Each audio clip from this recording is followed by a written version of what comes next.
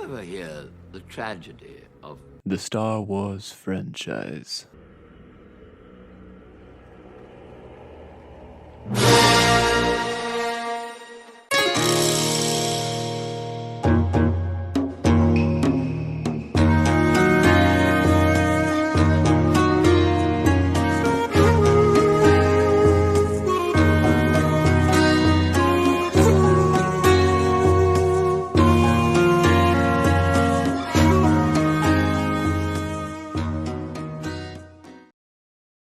Disney's first Star Wars trilogy has now concluded with the release of Episode 9, The Rise of Skywalker, and the results have been, well... How does it feel to have lived long enough to see all of your favorite franchises go down in flames?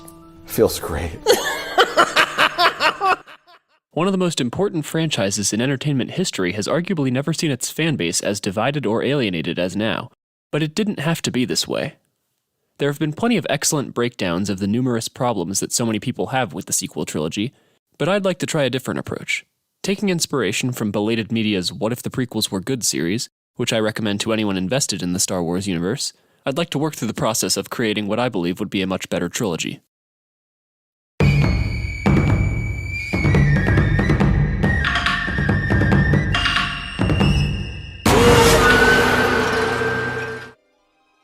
My introduction to Star Wars came at a fairly young age, when my parents rented VHS tapes of the original trilogy from Blockbuster.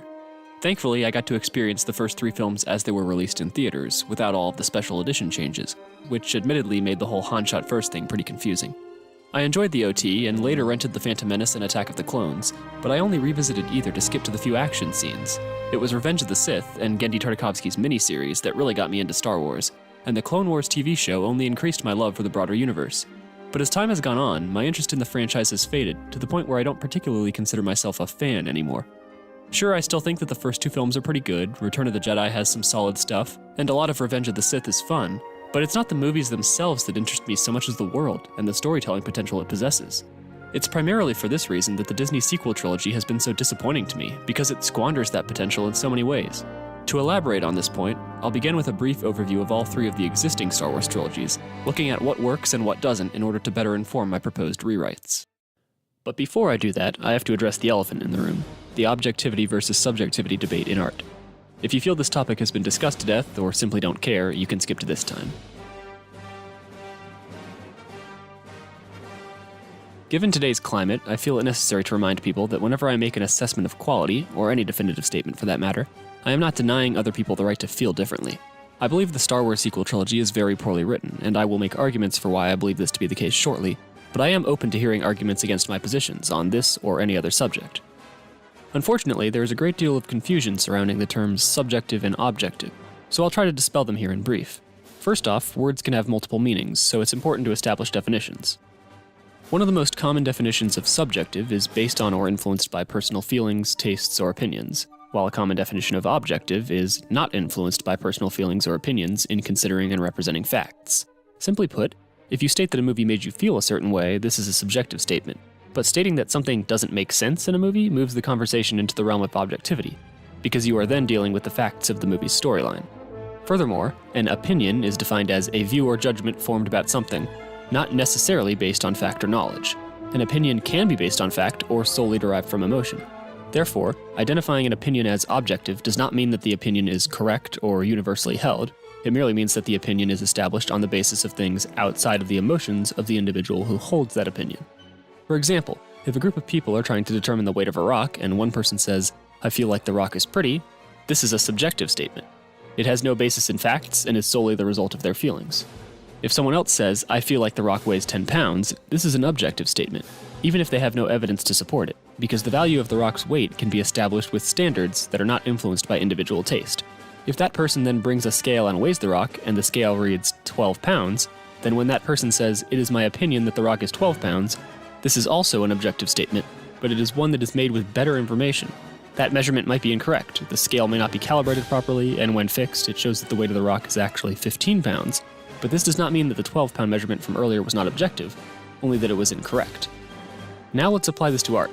Suppose 2 people are discussing a movie in which character A is established to be extremely selfish, but later on does something extremely selfless. If one viewer merely says that they feel like the actions were interesting or engaging, while another says they felt differently, both are making subjective statements. With subjectivity, discussions tend to end here, because if someone makes an argument for why they felt a certain way, they are describing an experience unique to them, and any arguments made against their position can be countered with, well, it's just my opinion. However, if one viewer says it didn't make sense for character A to act selflessly because they were established to be extremely selfish, this is an objective statement. If another viewer counters with, actually it did make sense because character A was shown to become extremely attracted to the person they selflessly helped, this is also an objective statement, but it's made with updated information and as a result is more correct, being closer to the truth. Of course, there can still be gray areas when discussing certain aspects of a film.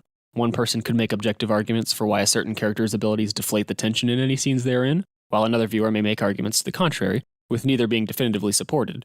But this forms the basis for discussion in art criticism. This way, through objective assessment, we can further approach a full and truthful understanding of a work of art. If you would like a more in-depth delve into this subject matter, I would recommend the first video in Mahler's series on The Force Awakens, where he goes into thorough detail about the objectivity versus subjectivity debate.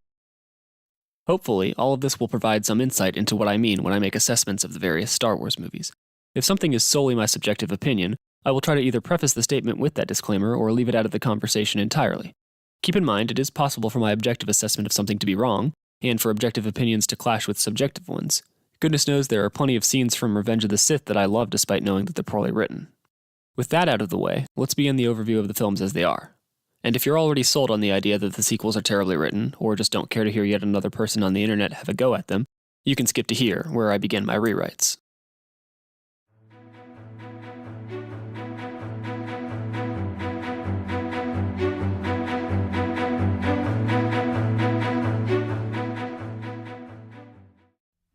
First, the original trilogy. The movies have an imaginative setting, with simplistic yet archetypal characters that undergo development and have flaws to be overcome. Luke starts off as a naive and inexperienced farm boy whose only real skills are working on droids and piloting, which are clearly established in his backstory.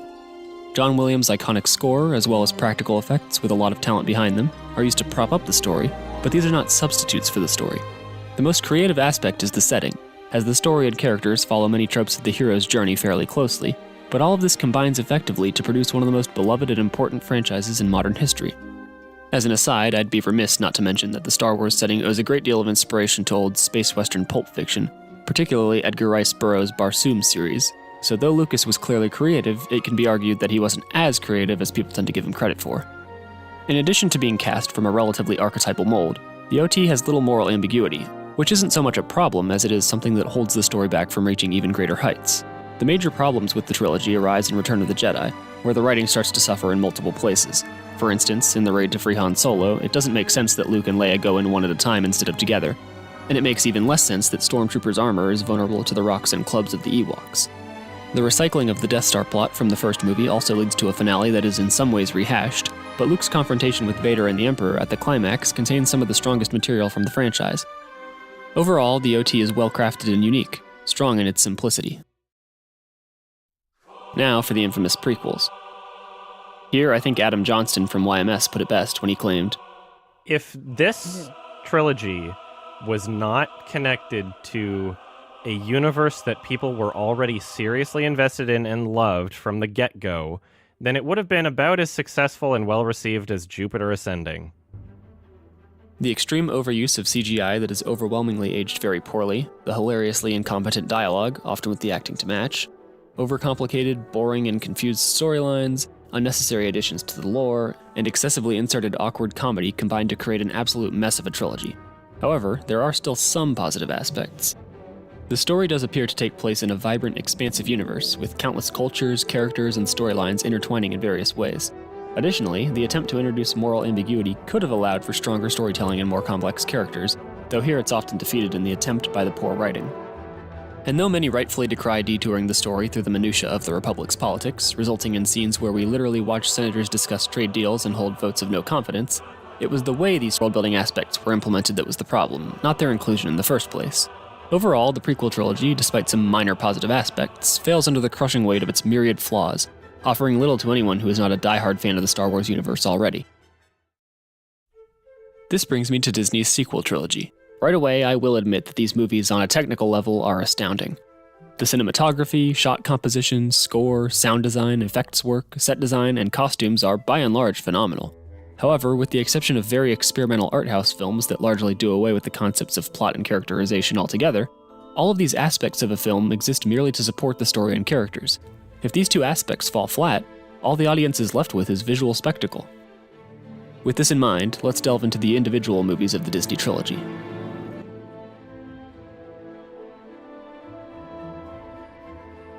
The Force Awakens is Disney's cinematic foray into the Star Wars universe, and the results are as bland as one might expect from the most powerful corporation in the entertainment industry.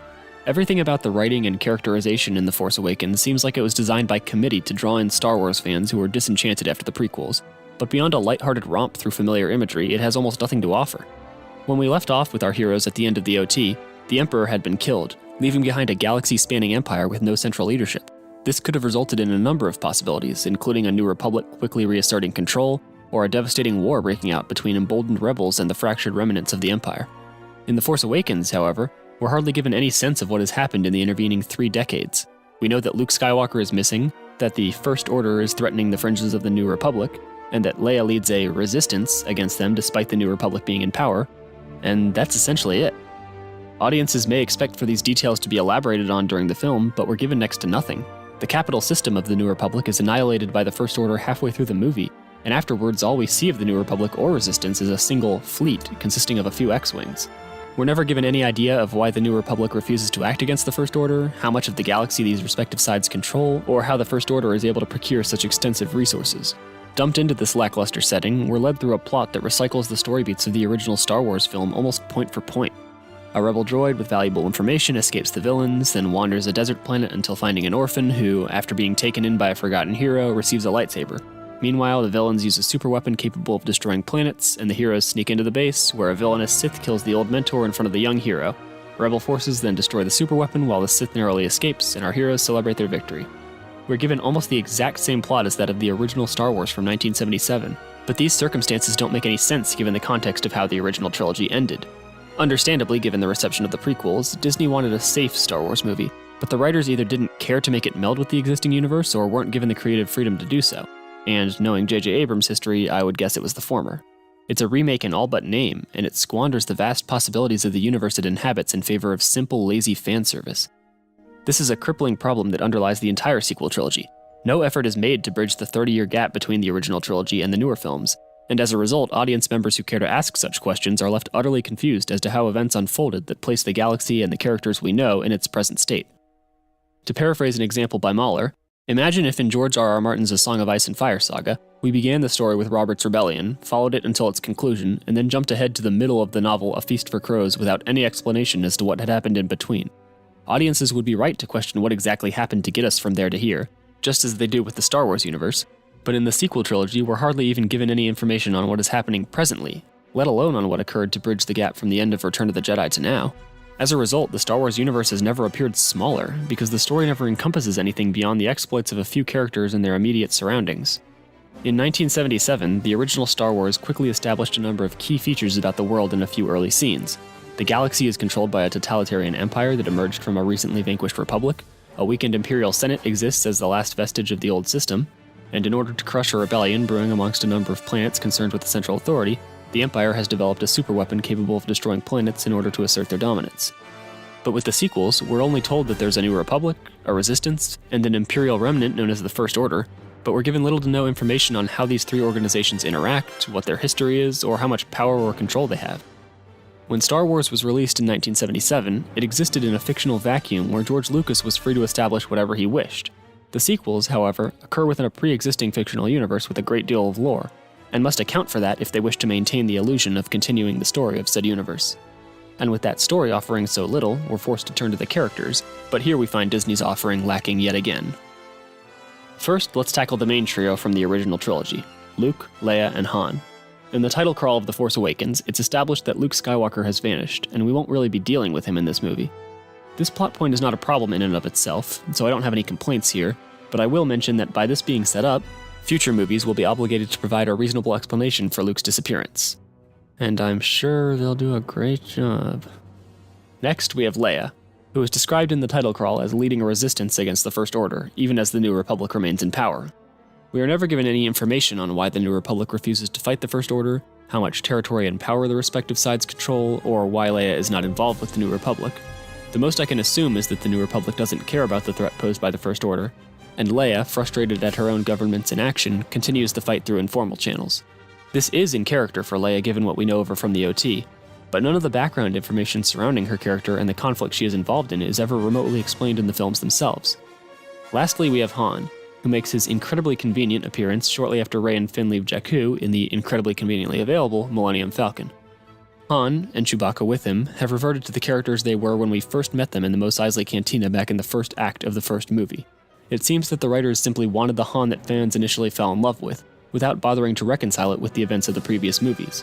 Han's character had an arc throughout the OT, going from a cocksure selfish gunslinger to a dedicated rebel willing to lay down his life not only for his friends but for a greater cause. But now he's back to being a simple smuggler, completely uninvolved in greater galactic politics even as the former love of his life leads a campaign against his murderous estranged son. Hypothetically, it is possible that certain events would drive Han back to such a life, but as is the case with almost anything significant in these movies, we are never given any explanations. And with the original heroes out of the way, it's time to turn to our new additions, Rey, Finn, and Poe. I'll deal with Poe first, since he's the easiest character to break down.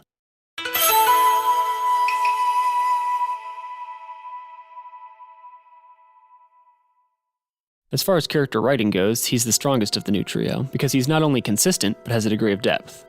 Poe Dameron is a stereotypical hotshot pilot who is quick-witted, cocky, and dedicated to the rebel cause. His backstory explains his skills both as a pilot and soldier, and though more work could have been done to elaborate on his trait of recklessness, and everything else as he's not present for most of the movie, he's generally fine as far as character writing is concerned.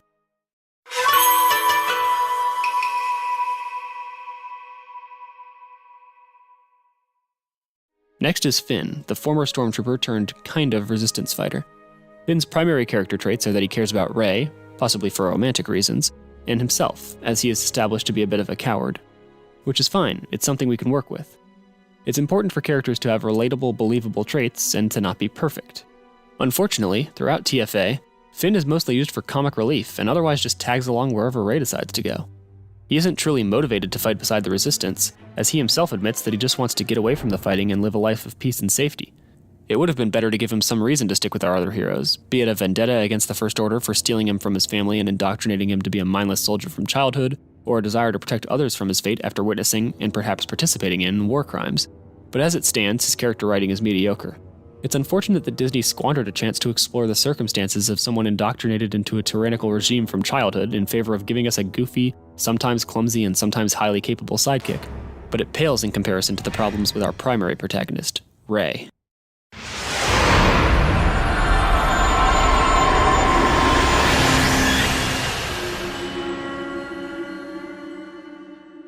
Rey is a terribly written character, and the term Mary Sue gets bandied about quite often when discussing her, so let's first break that down.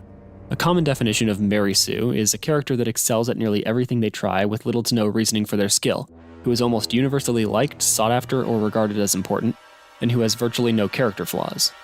The term became popular when describing fanfiction written in the 1970s, where authors would write self-inserts into their favorite fictional universes, making their stand-ins highly skilled, universally liked, and relatively flawless as a form of wish fulfillment.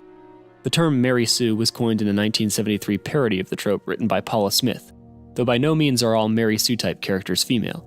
The term can also be applied to male characters who fit the mold, though Gary Stu or some similar derivative may be used instead. Use of the term is often decried today as sexist, though the term itself is not gender-specific.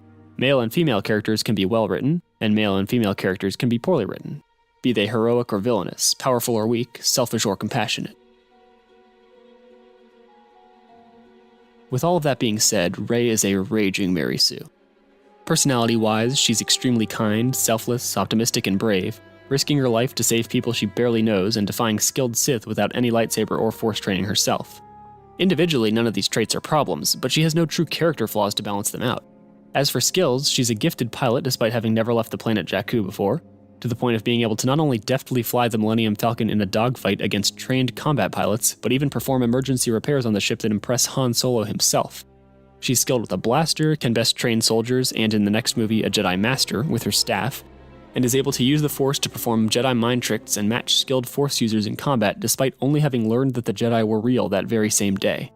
And most egregiously of all, she's exceptionally skilled with a lightsaber, being able to defeat Kylo Ren, who was trained for years by first Luke Skywalker and then a Dark Lord of the Sith, despite the fact that Rey had never even ignited a lightsaber before the fight. In the next movie, she even defeats several of Snoke's elite guards who nearly kill Kylo, and subsequently saves Kylo before then defeating him in a Force contest. And just to get it out of the way, staff combat and sword combat are very, very different skills, and that doesn't even take into account the fact that in the Star Wars universe, using the Force is heavily involved in lightsaber duels. By contrast, Luke doesn't use a lightsaber in combat against another Force user until his second movie, and even after he's been fighting for the Rebellion for years and received some form of training from 2 Jedi Masters, he's easily bested in his fight against Darth Vader. Unfortunately, discussion of Rey's character as an actual character has been overshadowed by discussion of female characters in general in the broader entertainment landscape, which is a shame because Rey is so poorly written. Men and women alike deserve well-written characters of all stripes, but Disney's writing team has twisted what could have been a standout character into an unholy hybrid of audience wish fulfillment and appeal to corporate-friendly political trends, using the sex of Rey's character as a shield to hide behind when legitimate criticism is levied against it. Yes, Luke was admittedly not the deepest character, but his strengths were accompanied by flaws. He was optimistic and brave, but he was also naive and careless, disregarding the advice of his mentors to rush into a fight that cost him his hand, and nearly his life. He was a skilled pilot and gifted mechanic from the start, but this is well established in his backstory growing up on Tatooine, and he trains for years before he's able to use the Force or fight with a lightsaber effectively. We see him struggle to achieve what is simply handed to Rey, and when one semi-reasonable explanation for some of Rey's proficiency with the Force is posited, that being her heritage, as it's established that Force abilities are, in some way, genetic, the following movie gleefully tosses that explanation to the wind and expects you to clap for subverting your expectations, a phrase that has been utterly tainted for years to come. But I'm getting ahead of myself. We still have one major character to discuss before we get to that film, and the film after it retcons this anyways, because who cares about consistency?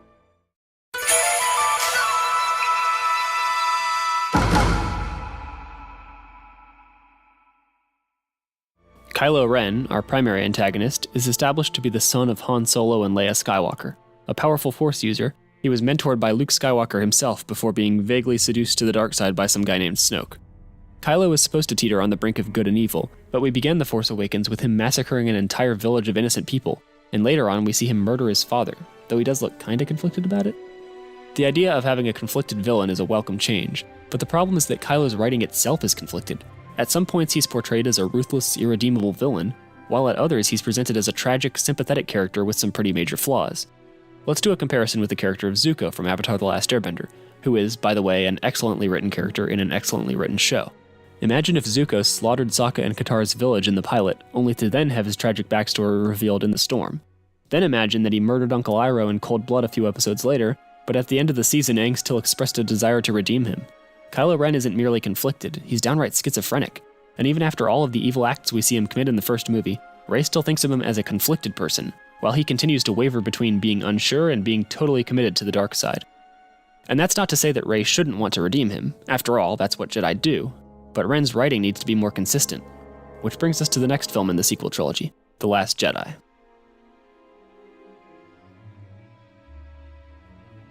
We'll start with the good, which is easy since aside from the technical aspects, which are mostly outstanding, there's so little of it.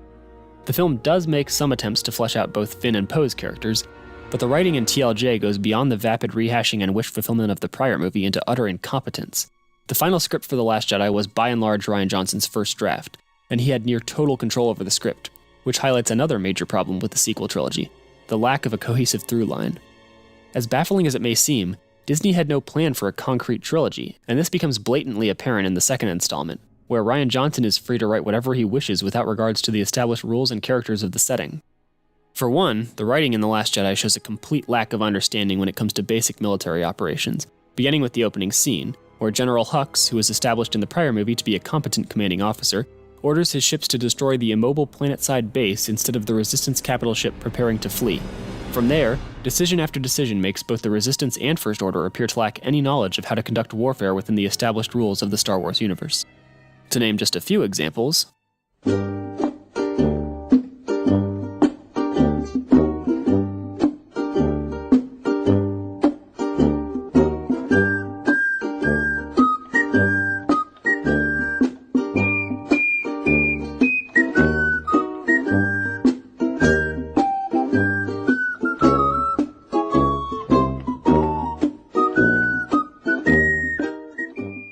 If you want a more in-depth breakdown of the myriad gaping holes in The Last Jedi's script, I would recommend Mahler's exhaustive critique of the movie, but I don't want to get too bogged down in the minutiae here.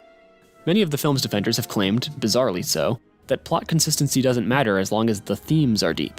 But the problem is that themes fall apart when the movie's plot contradicts them. For instance, a prominent theme of The Last Jedi is that failure is the greatest teacher, which is blatantly stated in the movie.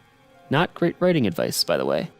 But Poe's supposed failure is no failure at all. Given what he knows, he does everything correctly in this movie, saving the entire resistance from the Dreadnought mere days or perhaps hours after destroying Starkiller Base and saving the entire galaxy. Another theme is that we should save what we love instead of killing what we hate. But given that the character who says this is involved in a war against a brutal totalitarian regime intent on mercilessly wiping out all opposition and enslaving the galaxy, this is at best a laughably misguided platitude, and at worst outright dangerous. And not only that, it's directly contradicted by the film's own portrayal of the actions of both Paige Tico and Admiral Holdo, two characters who heroically give their lives to kill hundreds of thousands, or millions in Holdo's case, of enemy soldiers for the cause of the resistance. Imagine if during the darkest days of World War II, someone proposed that the path to liberating Europe and ending Nazi tyranny was not going to be achieved by killing what we hate, but by saving what we love. It belies a naive, childish, and fatally flawed view of reality, and we should all be thankful that Allied Command didn't follow Rian Johnson's advice. Additionally, The Last Jedi continues to suffer from the same retracted universe problem that The Force Awakens established. We're hardly given any sense of what is going on in the broader galaxy. In the previous movie, which takes place somewhere between a few hours and a few days before this one, the First Order was a threat on the fringes of the galaxy, and the New Republic had some form of control over an indeterminate number of planets.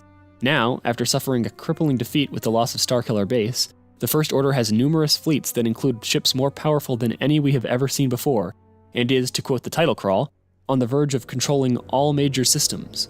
All the while the Resistance numbers only a few hundred people and a few old ships. Where is the rest of the New Republic? Where does the First Order get its seemingly inexhaustible resources from? If it's so powerful, how did its buildup go undetected for so long? And why did the New Republic remain so passive? Nothing is answered, because Rian Johnson would rather toy with established characters and create impressive visuals. Speaking of which, we come now to the characters in TLJ. The most brutalized of these is Luke Skywalker, who after risking his own life to save his mass-murdering father because he refused to succumb to the dark side, now contemplates murdering his own nephew, the son of his sister and his best friend, while the boy sleeps because he sees darkness in him. And then, when tyrannical forces threaten to once again consume the galaxy, he refuses to aid his friends, until Rey somehow shakes him from his malaise. And Rey, of course, continues to be flawless, besting first Luke in a mock duel, then several of Snoke's elite guards so skilled they nearly kill Kylo Ren, and then Kylo Ren himself, despite still having received no formal training. Kylo Ren is treated as if he's still conflicted, with Rey actively pursuing his redemption against Luke's wishes, even though it appeared that Ren pretty clearly made his choice in the last movie with the murder of his father.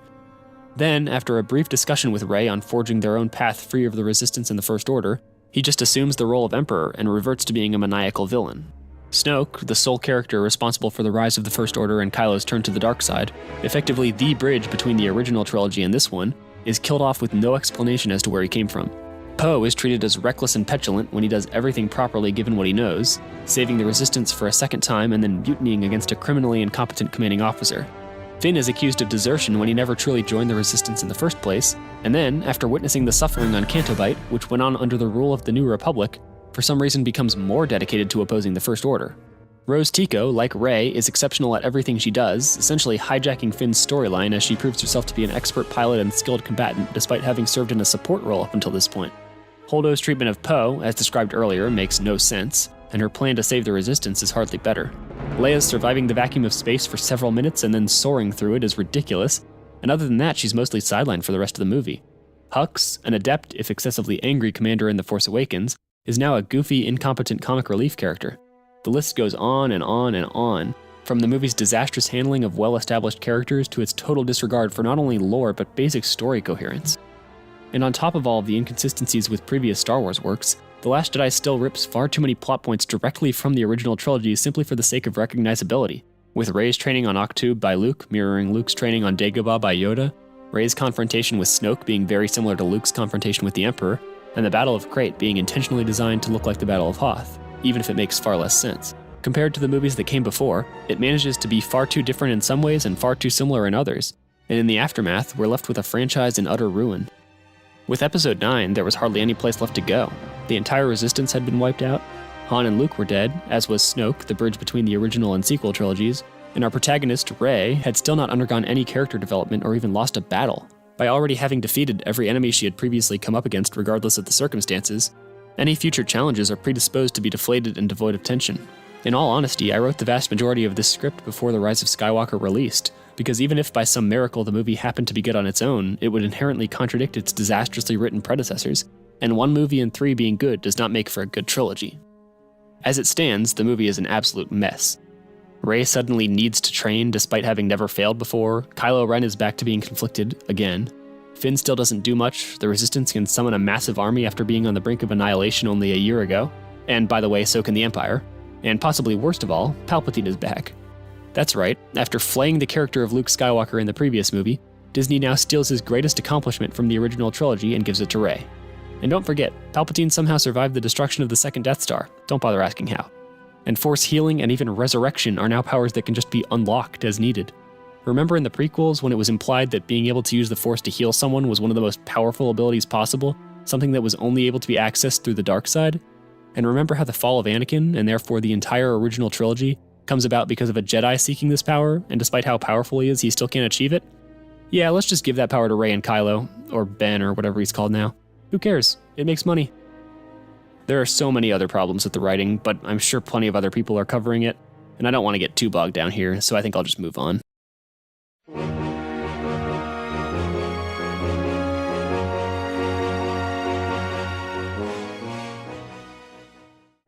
Now that I've finished a basic assessment of what worked and what didn't across all three trilogies, I can conclude this autopsy by addressing two major points that the writers of the new movies clearly valued, and see how both can be worked into an improved script. Point 1, diverse casting. The writers of the sequel trilogy have been very open about the fact that they wanted the cast of the new Star Wars movies to be far more diverse than those that came before it, and there's nothing inherently wrong with that. I am opposed to forcing diverse casting into works where it doesn't make sense, such as requiring that certain characters in a film about ancient China be played by white people, or that certain characters in a film set in medieval Scotland be played by black people, but the Star Wars universe contains none of those restrictions. All types of people are present throughout the galaxy, so there's no good reason why the cast couldn't or shouldn't be diverse. Unfortunately, it appears that when crafting the sequels, some or all of the writers approached the creation of new characters from the angle of diversity first and foremost, with much less concern about creating deep, fleshed-out characters. And this is a real shame, because with Rey, we could have gotten an iconic character who happened to be female, but instead the writers set out to create a female icon from the start without doing any of the work required to create a well-written character. A similar thing happened with Rose, and to a lesser extent with Finn, I think. I'm still not sure what they were doing with him. But with all of this in mind, in my improved rewrite of the sequel trilogy, I'm not going to cast out any of these characters, because all of them could work provided the writing was there to support them. Point 2, a critique of authoritarianism. This is another place where the incompetent writing actually serves to hinder the message that the writers are trying to convey. The First Order, much like the Galactic Empire that preceded it, is an authoritarian regime bent on dominating the galaxy, and as such are obviously the villains. The sequels are clearly trying to continue one of the original trilogy's most prominent motifs, that of ordinary people standing up against tyranny. This is something few people would overtly disagree with, but by casting the First Order in such an exaggerated light, the writers impede the effectiveness of their own message. One of the reasons that authoritarianism refuses to die is that it festers in an ancient part of the human psyche, given life by the deep-seated natural human inclinations towards desiring to be around those like us, be it in terms of politics, religion, race, ethnicity, culture, language, or anything else, and to avoid those who are not like us. To provide a heavily simplified summary of an incredibly complex topic, this tribalism conferred an evolutionary advantage on individuals living in tightly knit social groups, and as such was favored for tens of millions of years among our ancestors, leaving us with a troubling behavior that we can all fall victim to, regardless of where we lie on the political spectrum or what culture we're raised in. But in the Star Wars sequel trilogy, the villainous First Order is presented as over-the-top cartoonish caricatures, tyrannical to the point of parody, so blatantly evil that no audience member will be driven to any kind of introspection or question whether or not any of the choices they make in their lives contribute in some small way to part of a larger problem. This is an important topic to tackle, and one that the Star Wars universe is well suited to, but it will require tact and a much larger dose of moral grayness to be effective. With these in mind, we can finally turn to establishing the circumstances of the universe that will serve as the setting for our trilogy. Now, the other elephant in the room is the expanded universe, which was comprised of dozens of books and comics by dozens of different authors. Scrapping the EU was Disney's most unpopular Star Wars-related decision until releasing The Last Jedi, and they certainly shouldn't have openly decanonized it, but the EU itself was never fully coherent. The myriad stories written by numerous authors frequently contradicted each other, so it would have been impossible for Disney to incorporate the EU fully into their new trilogy. but they could have left it as it was before their acquisition of the franchise, as partial canon, while drawing from it in the creation of the sequel trilogy. Throughout my rewrites, I will be repurposing some existing material, so those of you familiar with the EU may recognize some names or scenarios. Now, at the end of Return of the Jedi, Emperor Palpatine is killed, and he will stay dead, leaving the Galactic Empire leaderless but not powerless. It's quite likely that in the ensuing power vacuum, many Imperial commanders would attempt to assert their authority, while the Rebel Alliance would launch an all-out offensive and organize mass uprisings wherever they could. This is something we can work with. So, in the aftermath of the Emperor's death, Imperial commanders begin battling each other for dominance as the Rebel Alliance takes control of a large segment of the galaxy, forming the New Republic, with its capital on the planet Hosnian. The New Republic continues to expand its reach as various Imperial factions war with it and each other, but over time these factions consolidate and begin to pose more of a threat to the New Republic. After a decade of fighting, both the New Republic and the Imperial remnants are exhausted, each side controlling roughly half of the galaxy, while a few systems, such as Mandalore, remain independent. The two sides sign the Coruscant Accord, whereby the New Republic and the various Imperial factions agree not to interfere with their respective sides' territory. Shortly thereafter, the fighting continues among the Imperials while the New Republic turns its attention inward. Here, we can establish some of the major players in this new power dynamic. The first of these is Chancellor Mon Mothma. A former member of the Imperial Senate and one of the leaders of the Rebel Alliance, Mon Mothma is elected the first Chancellor of the New Republic. She faces the daunting task of rebuilding the war-torn galaxy and establishing an enduring democracy after years of war and decades of tyranny. The next is Grand Admiral Thrawn. An extremely adept Imperial naval commander, Thrawn emerged as the leader of a sizable Imperial force in the aftermath of Palpatine's death. Now, free to ignore the New Republic after the signing of the Coruscant Accord, he turns his attention towards conquering his Imperial rivals with the eventual goal of bringing order and unity to the entire galaxy under his dominion. Third is Princess Leia. A former senator and renowned rebel leader, Leia refuses to condemn half of the galaxy to tyranny and does not abide by the Coruscant Accord, continuing to lead a diminished rebel alliance without the support of the New Republic. And last but certainly not least is Luke Skywalker, a Jedi Master who was instrumental in the defeat of the Old Empire and the establishment of the New Republic. Luke founds a revitalized Jedi Order on the remote planet of Ruusan, hoping to avoid the failures of the Jedi during the time of the Old Republic. The role of the main villain for this trilogy will naturally be filled by Thrawn, who will provide a refreshing departure from the traditional dark side Force user in black robes.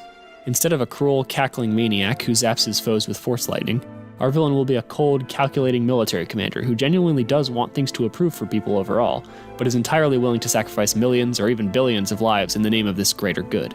Think semi-altruistic Tarkin rather than Palpatine 2.0. Now, we have to fill the remaining 20 years between the signing of the Coruscant Accord and the beginning of the first sequel. During these 2 decades, Thrawn battles against his Imperial rivals, coming to the cusp of victory by the beginning of Episode 7. Meanwhile, tensions within the New Republic rise as different political factions vie for control of the government, while Mon Mothma tries to mediate between the increasingly divided wealthy inner planets and underdeveloped outer planets. Leia continues to lead the Rebel Alliance against Thrawn, while Luke Skywalker, after training a new generation of Jedi Knights, vanishes following a dramatic confrontation with one of his pupils 10 years before Episode 7. In the aftermath, this very pupil forms his own order of Force-sensitive warriors, and binds them to the cause of Grand Admiral Thrawn. But there is one significant detail from the original trilogy that feels strange to ignore: Death Star technology. Capable of destroying entire planets in the blink of an eye, the Death Stars have many clear parallels to real-world nuclear weaponry.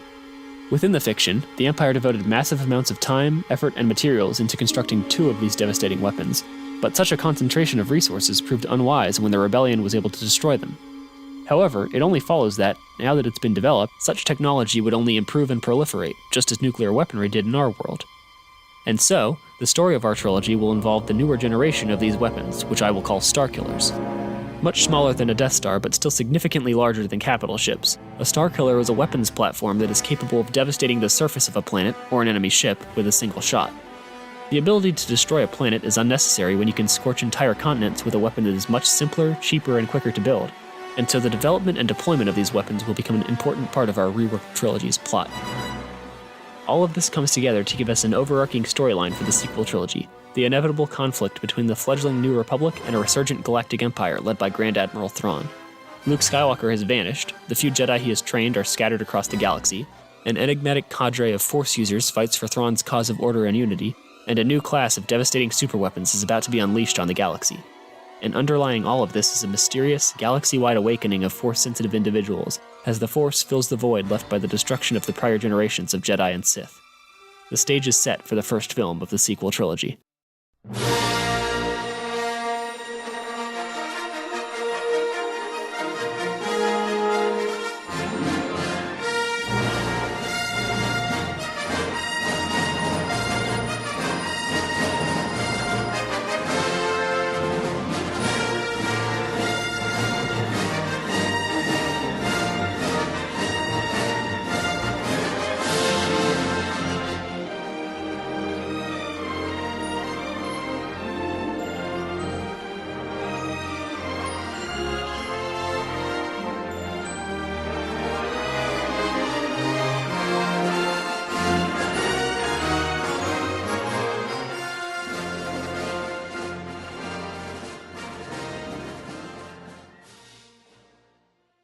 We open the movie with a shot of space, panning over to a fleet of Star Destroyers in orbit around the planet Quat, as numerous civilian vessels fly by.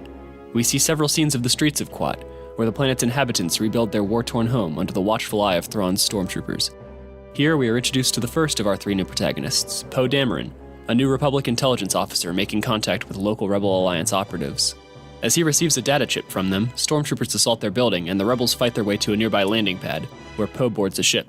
As it takes off, however, Dominion forces damage it heavily, and it crashes into another part of the city. Here, we cut to a Dominion barracks, where we are introduced to our second new protagonist, Finn. A stormtrooper recruit, Finn is simultaneously eager and nervous to see action, and we can establish a bit of camaraderie between him and his squad mates as they prepare to deploy, with the veterans alternating between teasing him and giving him advice. We then follow this squad of stormtroopers as they move out under the command of Major Hux to secure the crash site. By following the stormtroopers and showcasing their humanity, we expound upon the trilogy's primary theme, that of freedom versus tyranny. After all, though tyrannies are maintained through fear, no tyranny endures long if it rests solely on fear. The rank and file that such regimes stand upon are taught to believe that what they are doing is right, that their enemies are evil, and that their cause is noble.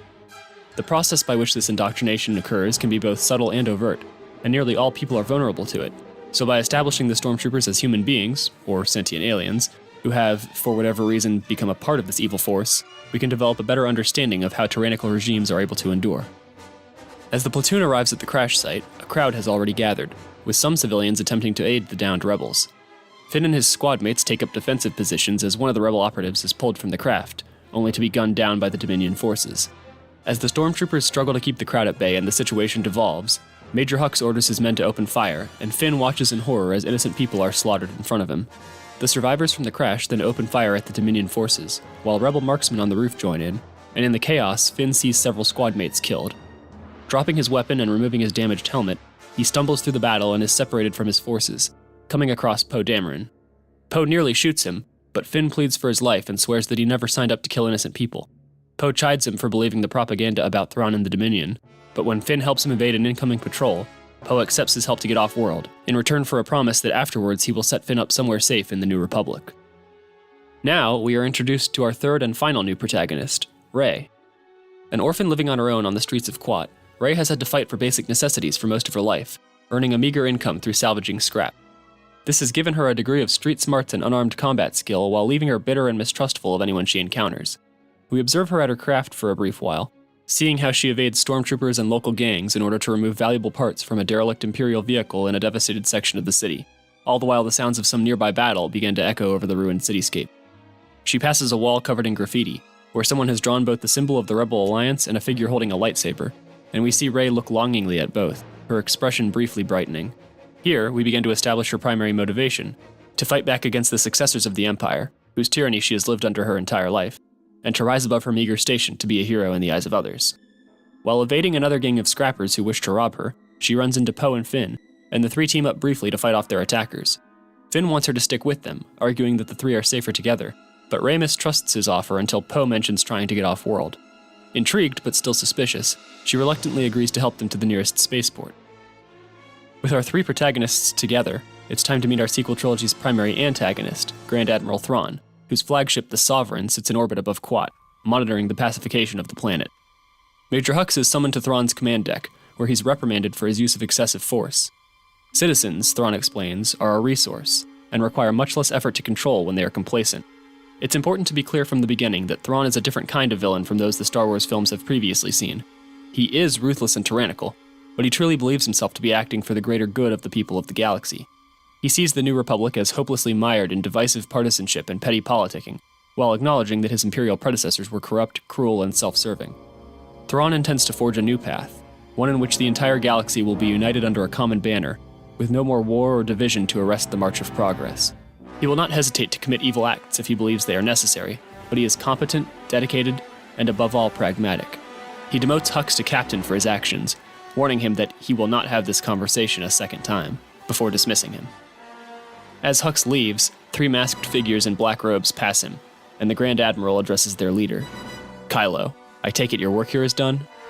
There is another one on this planet, Kylo responds, powerful but shrouded. We weren't able to track them, but it doesn't matter. They will all find their way to me soon enough. What about your old master? Thrawn asks. If he were to re-emerge, both your mother and father might find the courage to act against us jointly. No, Kylo responds. He refuses to show himself. He knows what awaits him if he does. Very well. I take it you have matters to attend to. You are dismissed. Kylo and his knights bow and depart, while Thrawn turns to one of his subordinates. Lieutenant, there is still the matter of the data chip. Are Captain Tierce's commandos ready?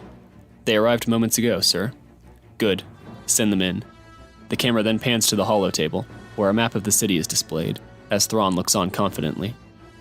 Now we get a glimpse of the New Republic capital of Hosnian, where a session of the Senate is concluding. Mon Mothma, architect of the rebellion turned current leader of the New Republic, faces challenges from numerous fronts. Some factions question her alleged lack of commitment to opposing Thrawn's dominion, while others, wary of war, or perhaps eager to see Thrawn win, accuse her of warmongering and diverting resources away from worthier causes.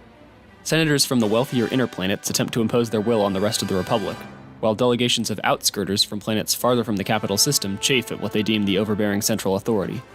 As the session concludes, Mothma and her guards depart to meet with Han Solo, the New Republic's defense minister.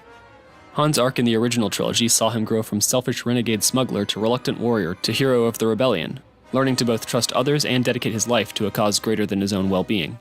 Therefore, it would make sense that, with the signing of the Coruscant Accord, he would remain active in the New Republic, hoping to work through more official channels to preserve what he has helped establish. Unfortunately for Han, what he saw as a necessary pragmatic move, the love of his life viewed as an unacceptable compromise with evil, leading to a rift between them. While Leia continues the fight against the remnants of the Empire to this day, Han places his trust in the New Republic, doing his best to prepare for what he views as the inevitable confrontation with Thrawn. Mothma enters Han's office just as Senators Calrissian and Chewbacca are leaving, and Han mentions that he is worried about the new defense appropriations bill, but is glad he can at least count on his old friends. Mothma has her guards stand outside and closes the door before asking, "Have we heard back from your operative on Quat?" Not since he made contact with the Alliance. Half of my ministers wouldn't dare to sneeze if they thought it would provoke the Dominion. If this gets traced back to us, it won't, Chancellor. He'll make it. I know he will. Meanwhile, back on Quat, our trio of new heroes has made their way to a spaceport, where Rey and Finn both use their knowledge and skills to sneak past various obstacles and patrols. Rey helps break into a small, hyperspace-capable shuttle, but while Poe attempts to get the craft started, they are spotted by Dominion commandos led by Captain Tierce. As an aside, Tierce is my replacement for Captain Phasma from the Disney trilogy. The name Captain Phasma just sounds far too goofy to me, like a 1960s-era comic book villain. So I took a name from an obscure expanded universe stormtrooper. Instead of conspicuous, shiny chrome, she and her soldiers will wear armor with a more practical urban camouflage pattern, distinguishing them from typical stormtroopers. Rey and Finn desperately try to fight off their attackers, but both are injured by a grenade blast and knocked to the side just as Poe gets the ship started. He looks out at his vulnerable companions, and we see a moment of hesitation before he runs out and begins firing on the enemy. Rey, struggling to rise from the ground, sees him risking his life in a desperate charge, but her admiration turns to horror as he is shot in the chest and collapses. As the commandos rush over to secure him, Rey reaches out her hand and screams, and the soldiers are suddenly thrown back into nearby debris. Rey, Finn, and a downed Poe all stare in amazement for a moment, but the former two quickly drag the latter onto the shuttle as the commandos resume firing. Poe is barely conscious and gives Finn, who has had minimal flight training, instructions as he struggles to get the craft airborne. As they flee the spaceport, a squadron of TIE fighters attempts to intercept them, but they narrowly manage to jump to hyperspace and escape. As they travel through hyperspace, Rey sticks to herself, attempting to process her recent experiences. She tries to rest, but dreams of a wilderness planet where a mysterious figure stands atop a cliff. The figure reaches out a hand, offering her a lightsaber, but she wakes up as Finn approaches.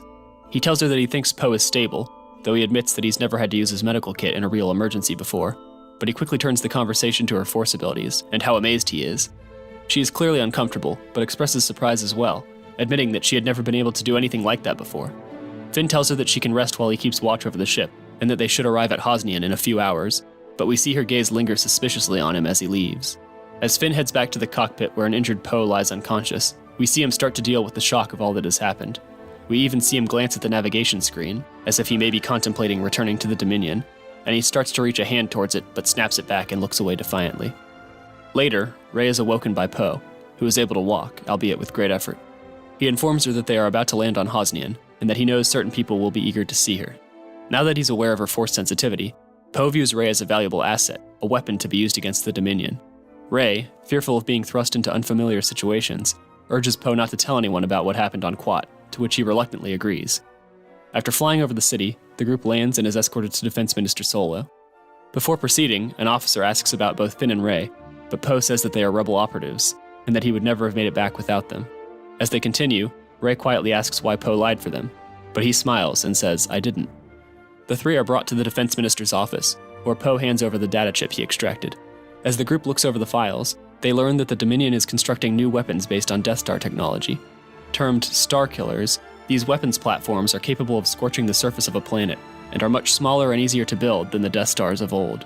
The chip contains the location of the Dominion's Starkiller assembly site, a shipyard in orbit around the remote gas giant Yavin. Poe advocates for a joint attack alongside the Rebel Alliance, but Solo chides him for being rash, stating that the New Republic is not yet ready to take on Thrawn. Rey then breaks in, saying that Leia would fight no matter the odds. Solo remains quiet for a few moments, staring off into the distance before wistfully answering, "She was always like that." He promises to ensure that the information makes its way to Leia, but warns Poe that there is increasing pressure to end any and all covert aid to the Rebel Alliance. That night, as Poe recuperates, Rey has another vision, hearing an echoey, unidentifiable voice.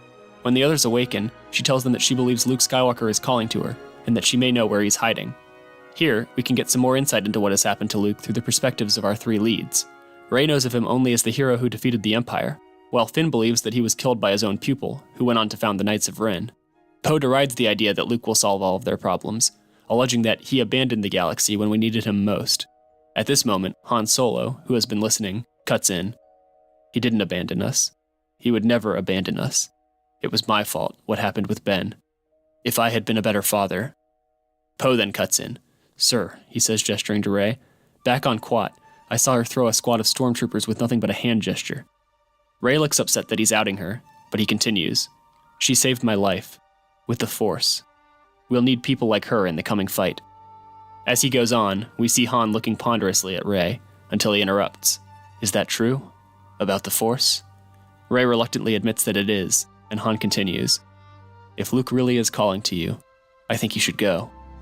Finn reacts fearfully while Poe is incredulous, believing it to be a waste of time, but Rey agrees. A smile comes to Han's face, and he tells the trio, "If you're gonna go, you'll need a good ship." Cut to the Millennium Falcon soaring above the city, climbing into the upper atmosphere. Poe, sitting in the pilot's seat, mutters something about how this is a waste of time, and when Rey asks why he's coming along then, he smirks and says, "Because I get to fly the Falcon." The ship then jumps to hyperspace as we transition to our first scene with another familiar hero. We see a figure seated in a dark room, silent and still, as if meditating.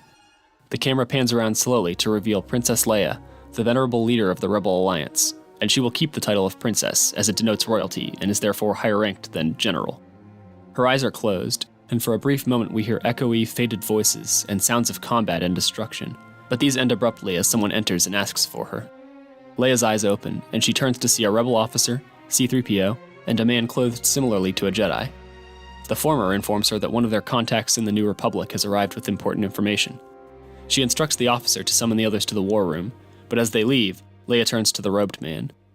For this character, I like to envision someone who conveys an outer sense of calm and control, masking an inner ferocity just waiting to be unleashed. Picture Mads Mikkelsen, Ken Watanabe, or Keanu Reeves. "Corrin," she addresses him, "I fear we may not have long to act." Corrin asks, "Could you reach him?" And she replies, "Yes, but there are many others. Young, untrained, vulnerable, unaware of what they possess." She goes quiet for a moment, her face growing dour, her voice somber. "But I could sense Ben, too, out there, searching. For a moment, I tried to reach out to him, but..." Corrin tells her that it wasn't her fault, that she tried to help him, but they are interrupted by an officer at the door, who informs them that the others are ready. Leia struggles to rise, coughing, and we see Corin look concerned, but she brushes aside his worry and starts towards the war room. Cut back to the Millennium Falcon, which exits hyperspace around the remote wilderness planet of Octo. Poe says that their scanners aren't detecting anything, but Ray stares intently at the planet and then guides him to a landing site. After coming down, Finn agrees to go with Ray while Poe remains with the ship, and the pair set off into the forest. Soon, they come upon a man standing atop a rocky cliff, facing away from them. His cloak billows in the wind, and the camera zooms in slowly as the music builds. We cut to Ray and Finn staring in awe, then back to the figure, but as he turns around, the music quiets, and we see that it's just a young man.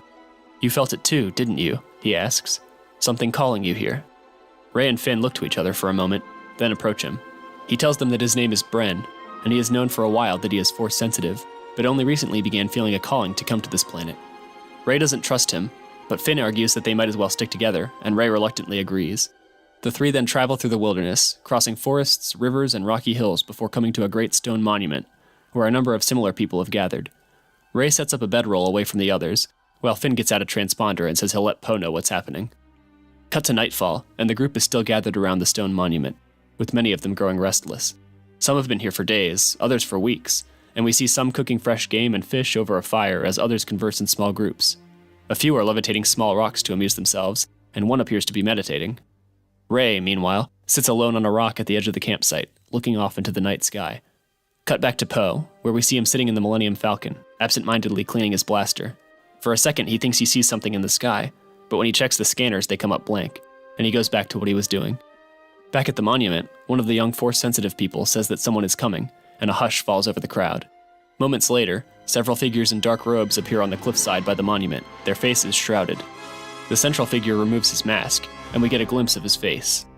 "You have been summoned here because each of you possesses a great gift," he tells them, "but that gift will be worthless if you are not trained to use it. For too long has the galaxy been torn and divided by those who would bind our abilities to archaic dogmas, and the wounds of their past failings still afflict us. But we are different. We are the Knights of Ren, and we reject the failings of the Sith and the Jedi."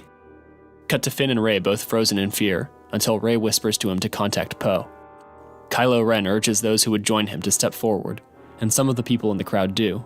One of the others, however, derides his offer openly, arguing that the Jedi were the saviors of the galaxy. Ren gives everyone one final chance to join him before he orders two of his knights to lead their new recruits away. We cut back and forth between Ray, Finn, and several of the others as the music gets more intense, until finally Kylo and his fellow knights ignite their lightsabers, some blue, some green, and some red. And quick aside, Kylo's saber will not have the crossguard, it's style over substance. "You will all come with us," he tells them as fear spreads through the crowd, while Finn carefully loosens his blaster in its holster and Ray reaches slowly for her staff. The knights advance, and some of the initiates seem willing to comply, but a few refuse. One tries to push Kylo back with the Force, but he shrugs it off and then flings them across the clearing with a slight gesture, choking another who rushes at him. Some raise their hands in surrender, but Ray rushes forward to help as Finn begins firing his blaster, and the scene devolves into chaos. The knights begin butchering those who resist, and Ray is flung from the fray only to hear the Millennium Falcon approaching. Poe appears with the ship, firing at the knights as Finn helps Ray towards it, only to be spotted by one of Kylo's followers. But as the knight is about to kill them, Bren uses the Force to distract their attacker, screaming at the two to go just before he is cut down. The Falcon ascends, and we see Kylo try briefly to bring it down with the Force. The ship shakes, but manages to break free of his grasp as it vanishes into the night sky. Ray and Finn, both shaken, explain what happened to Poe, just as the transmission from Poe's superiors comes through. He is ordered to return to Hosnian to answer for his unsanctioned actions, which jeopardize the ceasefire with the Dominion, but he offers instead to head to the remote planet of Crate, where much of the Rebel Alliance's military might is gathered in secret. Ray agrees, hoping to stop the Knights of Ren, while Finn, after arguing that they shouldn't get involved, reluctantly concedes. Arriving at Crate, our heroes contact the rebellion and are directed to land at a base on the planet. Disembarking, they are confronted by a mistrustful officer with a retinue of guards, who chastises Poe for bringing Ray and Finn with him and insists on interrogating them. They are then rescued by Corin, who informs them that Princess Leia is expecting the trio.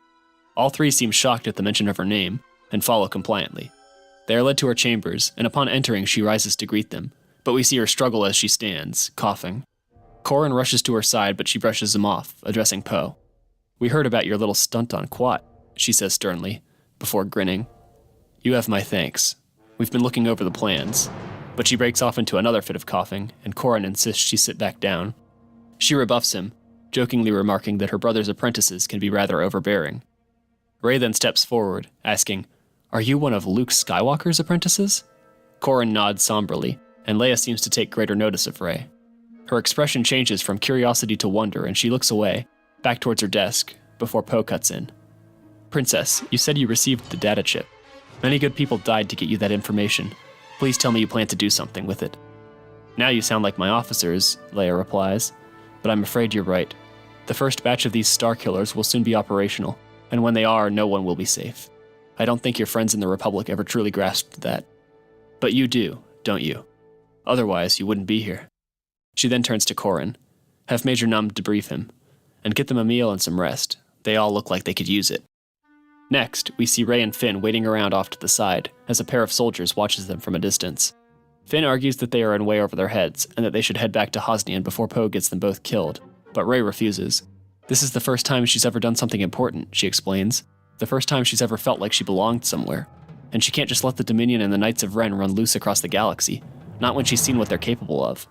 Just then, Poe arrives, informing them that he will be joining in the attack on the facility at Yavin. Rey insists on coming with him despite his protests, but when he gives in, Finn says that if Rey is going, so will he. They walk through a hangar, where we see a number of people refueling and arming various ships, as Poe talks them through the overview of the plan. The data they recovered included a scheduled visit by Thrawn himself, so they hope to kill him and destroy the Starkillers in a single swift stroke. A ground team will be infiltrating the Dominion base on the icy moon of Yavin 9, while Poe will fly the Falcon with the fleet to destroy the Starkillers, then evacuate before reinforcements arrive. Corrin then interrupts, saying that Leia would like to speak with her. Rey is led back to Leia's office, where she reveals that she does not have long to live. "I had hoped to see the end of tyranny in my lifetime," Leia explains, "and I will do all I can to achieve that goal, but I'm afraid it won't be enough. The people of this galaxy will need all the help they can get in the coming fight." She turns, opening the drawer of her desk, "And that's why I would like you to have this." She retrieves a lightsaber and hands it towards Rey, who stares at it in awe. "It was my brother's, a long time ago," Leia continues, "but it won't do the galaxy any good gathering dust here. And when I met you, I could sense the potential for greatness." Rey is still shocked and asks why she doesn't give it to Corrin. "He doesn't need it," Leia explains, "and I had been waiting for the right moment, for the right owner. Do you think I'm making a mistake?" Rey reverently accepts the lightsaber, and Leia closes her eyes and places her hand on Rey's shoulder. Rey sees flashes of various imagery, of Jedi and Sith, of the Dominion and the Republic, and then a wilderness planet, different from the one Ren lured her to. But the visions end abruptly. "He isn't ready for you yet," Leia adds quietly. "But he will be, in time." Cut back to Poe and Finn preparing the Falcon, as other pilots head to their ships and the skies above Crate fill with rebel craft. Rey approaches them, informing the two that she will be going in with the ground strike team. After saying their goodbyes, Rey joins up with Corrin and a number of rebel commandos, and the ships take to the skies to join the fleet. We see the command deck of Leia's flagship, the Alderaan, where a transmission is received from their scout ships. Thrawn's flagship is present at the facility with a small escort, and their forces do not appear to be on alert. Leia gives the order to proceed, and the rebel fleet jumps into hyperspace. A number of small stealth craft transport Rey, Corrin, and the strike team to the icy surface of Yavin 9, where the soldiers begin to advance on the Dominion facility. As they approach the base and the rebel fleet appears overhead, however, Rey gets a panicked look. She turns to Corrin as the camera pans, and we see the same expression on his face. Then, all around them, a number of lightsabers ignite in the darkness, and blaster fire erupts from the forest. The commandos start taking cover and returning fire as the rebel fleet moves to engage the Dominion forces, and we cut back and forth between the battle on the ground and the one in space, where Poe pilots the Falcon while Finn operates a turret. Almost immediately, a number of additional Star Destroyers exit hyperspace, releasing hordes of TIE fighters, and Leia realizes that it was a trap. From the bridge of the Sovereign, Thrawn directs his forces to surround and destroy the rebels. The ground combat quickly devolves into a massacre as the rebel squads are routed by the Knights of Ren and Captain Tierce's Dominion commandos, but we see one or two of the Knights go down to blaster fire, suggesting that they are not as adept as the Force users we have seen in previous movies. Meanwhile, overhead the rebel ships are taking significant losses, but they are unable to jump away because of the presence of a Dominion Interdictor-class cruiser. Poe radios to all rebel squadrons that he is going in for an attack on the cruiser, and a number of other ships follow him. Back down on the surface, Rey fights with her blaster, but when it's shot from her hands, she pulls out the lightsaber and ignites it. She manages to deflect one blaster shot before another grazes her arm, and as she ducks down, she spots Corrin wading through the fire, directing the soldiers around him to fall back. He cuts through several stormtroopers and then a knight, but just then Rey notices Kylo Ren approaching him. Kylo and Corrin fight briefly, but it's clear that the Jedi is outmatched, and when Kylo is about to kill him, Rey rushes in. She slashes at Ren, distracting him for a moment, but he deftly blocks her swing and then throws her with the Force, where she strikes a rock and collapses. Dazed, she watches as Kylo turns his full attention back to Corran, blocking his saber and pressing it towards him. "You're one of Luke's, aren't you?" Kylo asks menacingly. "You fight like him." He presses the saber closer to Corran, and we see the Jedi struggling with all his might to withstand Kylo. "So you're weak, like him." With a quick motion, Kylo briefly deactivates his saber and then thrusts it into Corran's chest. Rey screams, and Kylo turns his attention towards her. Cut back to the space battle, where the attack on the interdictor cruiser is failing. The Falcon is damaged, and Poe and Finn receive a panicked broadcast from the ground team that they are being overrun. The Falcon races back towards the surface, and we cut back to Rey struggling to rise, fumbling for her lightsaber as Kylo strides towards her. She tries to push him away, but he shrugs it off like nothing, and, raising his own hand, he begins to lift her from the ground with the Force. Just as he is about to reach her, however, a blast from above strikes the ground nearby and he's thrown aside.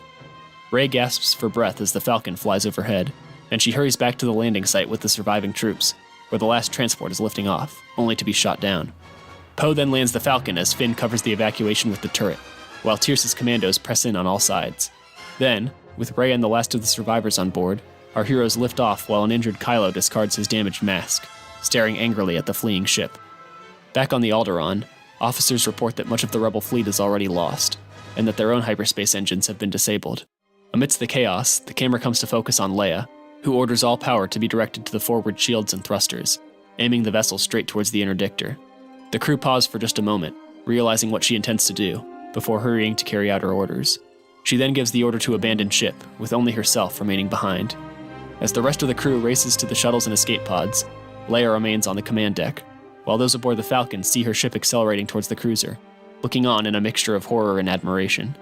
We get a shot of the crew aboard the interdictor scrambling to move the ship out of the way, but their actions are in vain, and before the collision, we cut back to the Alderaan's command bridge one last time. The sounds of the battle die away as Leia closes her eyes, and we hear Luke's voice, distant and dreamlike. "It will not end with you." Leia then opens her eyes, smiling, before we cut to the two ships colliding in a massive explosion.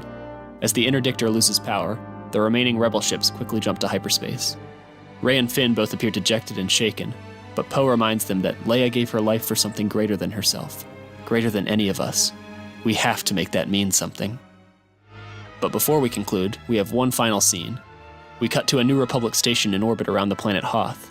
Several officers stand at attention as Chancellor Mon Mothma enters the room, accompanied by a retinue of ministers and guards.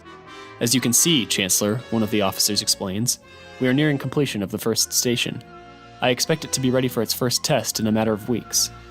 "Thank you, Admiral Antilles," she answers, approaching the window with a nervous expression. "I wish there was another way." The Admiral steps up to join her, letting out a sigh. "So do I, Chancellor, but we have no choice. Not if we want future generations to know the peace and freedom we do." We then cut to a shot behind them, and finally get to see what it is that they're looking at. A Republic shipyard where a number of Starkillers are being constructed. Mon Mothma stares out at the devastating weapons, and delivers the final line of the film. "For the sake of those future generations, Admiral, I pray we never have to use them." Now, we've set up numerous conflicts and character arcs, including moving the New Republic and the Dominion closer to their inevitable confrontation, and establishing Rey's mistrustfulness, Finn's PTSD, and Poe's recklessness. Episode 8 will take place several months after the first movie, giving us enough time to allow for some further developments in the broader plot without creating too wide of a gap. And with that, we move on to our next film.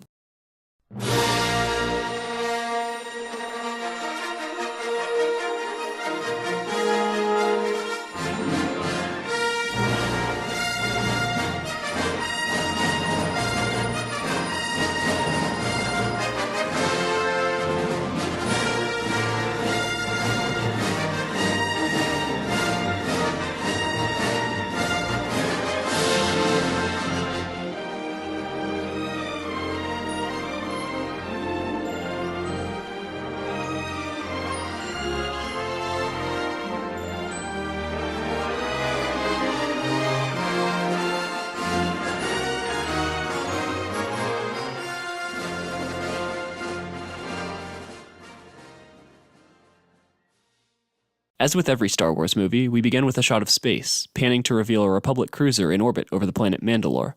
We then cut to the ground, where we see Poe running security for the New Republic delegation, communicating with Finn, who is monitoring the situation from nearby. Ambassador Jeskos and Admiral Holdo represent the New Republic, facing off against their counterparts from the Dominion. And as an aside, Holdo, as an admiral, will have normal-colored hair and wear a naval uniform. As the meeting begins, we see Poe checking in with the rest of the security detail, appearing bored. He tries to hail Rey, but receives no response, then contacts Minister Solo. He not so subtly complains about this assignment being punishment for his unsanctioned actions in the previous film, but Solo reminds him that it was only on his account that Poe wasn't court-martialed. Poe then hesitantly broaches the subject of Leia, attempting to apologize, but Solo cuts him off, somberly observing that she was never one to be deterred from a fight she knew was just. As the call ends, we see Poe remembering the battle at Yavin, still blaming himself for urging the rebels into what turned out to be an ambush. Now we cut to the Senesca, the New Republic cruiser in orbit. Here we meet Paige and Rose Tico, a pilot and mechanic, respectively, as they eat with other crew members in the mess hall. Rose is shy and reserved, and somewhat fearful given the circumstances, but Paige reassures her younger sister that she will protect her. Back on Mandalore, Poe spots someone in a restricted area, and the stranger opens fire on the security detail. Inside the meeting room, both sides are frightened, and nearly begin fighting each other before being calmed down by Holdo. Up in space, the crew of the Senesca rushes to their stations as a number of mysterious vessels are detected. Officers report that there is no activity from the nearby Dominion cruiser, but they remain prepared to fire upon it at a moment's notice. Rose does a final check on Paige's X-Wing before the latter departs, and a savage dogfight ensues. Here we follow Paige, who is holding her own despite losing squadmates left and right. Rose watches the situation unfold from the hangar, and just when it seems that the last of the attackers has been driven off, her sister's X-Wing is struck by another fighter and destroyed. Rose looks on in horror as the Dominion cruiser then begins firing on the Senesca, and an order is given to abandon ship. Rushing to the escape pods, Rose barely makes it off the cruiser before it explodes. Back on the ground, Poe and the guards are fighting their way past the assailants, who are clad in strange Mandalorian-style armor. Upon making it to a landing pad where a transport is coming to evacuate them, Ambassador Jeskos is shot and killed. The others board the transport, and we linger on a shot of Poe, looking distraught as he stares out over the city. We then come to Kylo Ren, who is similarly brooding. We see flashes from his memory, brief glimpses of Luke and Han and Leia, and then him standing on the surface of Yavin 9, watching as his mother rams her ship into the Dominion cruiser above. We cut back to the present, getting a glimpse of him grieving, then to another flashback, where he stands before Thrawn. "My condolences," the Grand Admiral says quietly. Whatever differences we had, no one could doubt her bravery or her conviction. Kylo listens in silence, staring blankly ahead, and Thrawn continues. "Everything is nearly in place. Will you be able to fulfill your duties?" The shot focuses on Kylo looking ahead, cutting back to the present, and he curls his hand into a fist before standing up. Back at the embassy, Poe receives word that survivors from the Senesca have been landing throughout the city. He speaks with Finn briefly, asking if Rey is answered, but Finn just shakes his head. "Well, try her again," Poe responds curtly, storming out. And here we come to Rey. She sits in a dark room meditating, with a number of books laid out before her and strewn about the space. She mutters Luke, and though her eyes are closed, we can tell that she is getting frustrated, asking, "Show me something. Please, I want to learn." She gives up, opening her eyes angrily, but a look of terror flashes across her face and the camera spins around, showing Kylo Ren standing before her. Rey reaches for a lightsaber, but he simply smirks, and she senses what is happening. "You are hard to find," he says, and Rey stands and thrusts a finger at him. "Murderer, traitor." Ren seems unfazed, and she continues. "You betrayed Luke, turned your back on the Jedi, all for what? Power? And you don't want power? The Jedi don't wield power? Girl, power is a tool, and like any tool, it can be used for good or ill." "That's just what a Sith would say," Rey responds irately. "Sith? I am no Sith, nor am I a Jedi. I don't bind myself to archaic dogmas.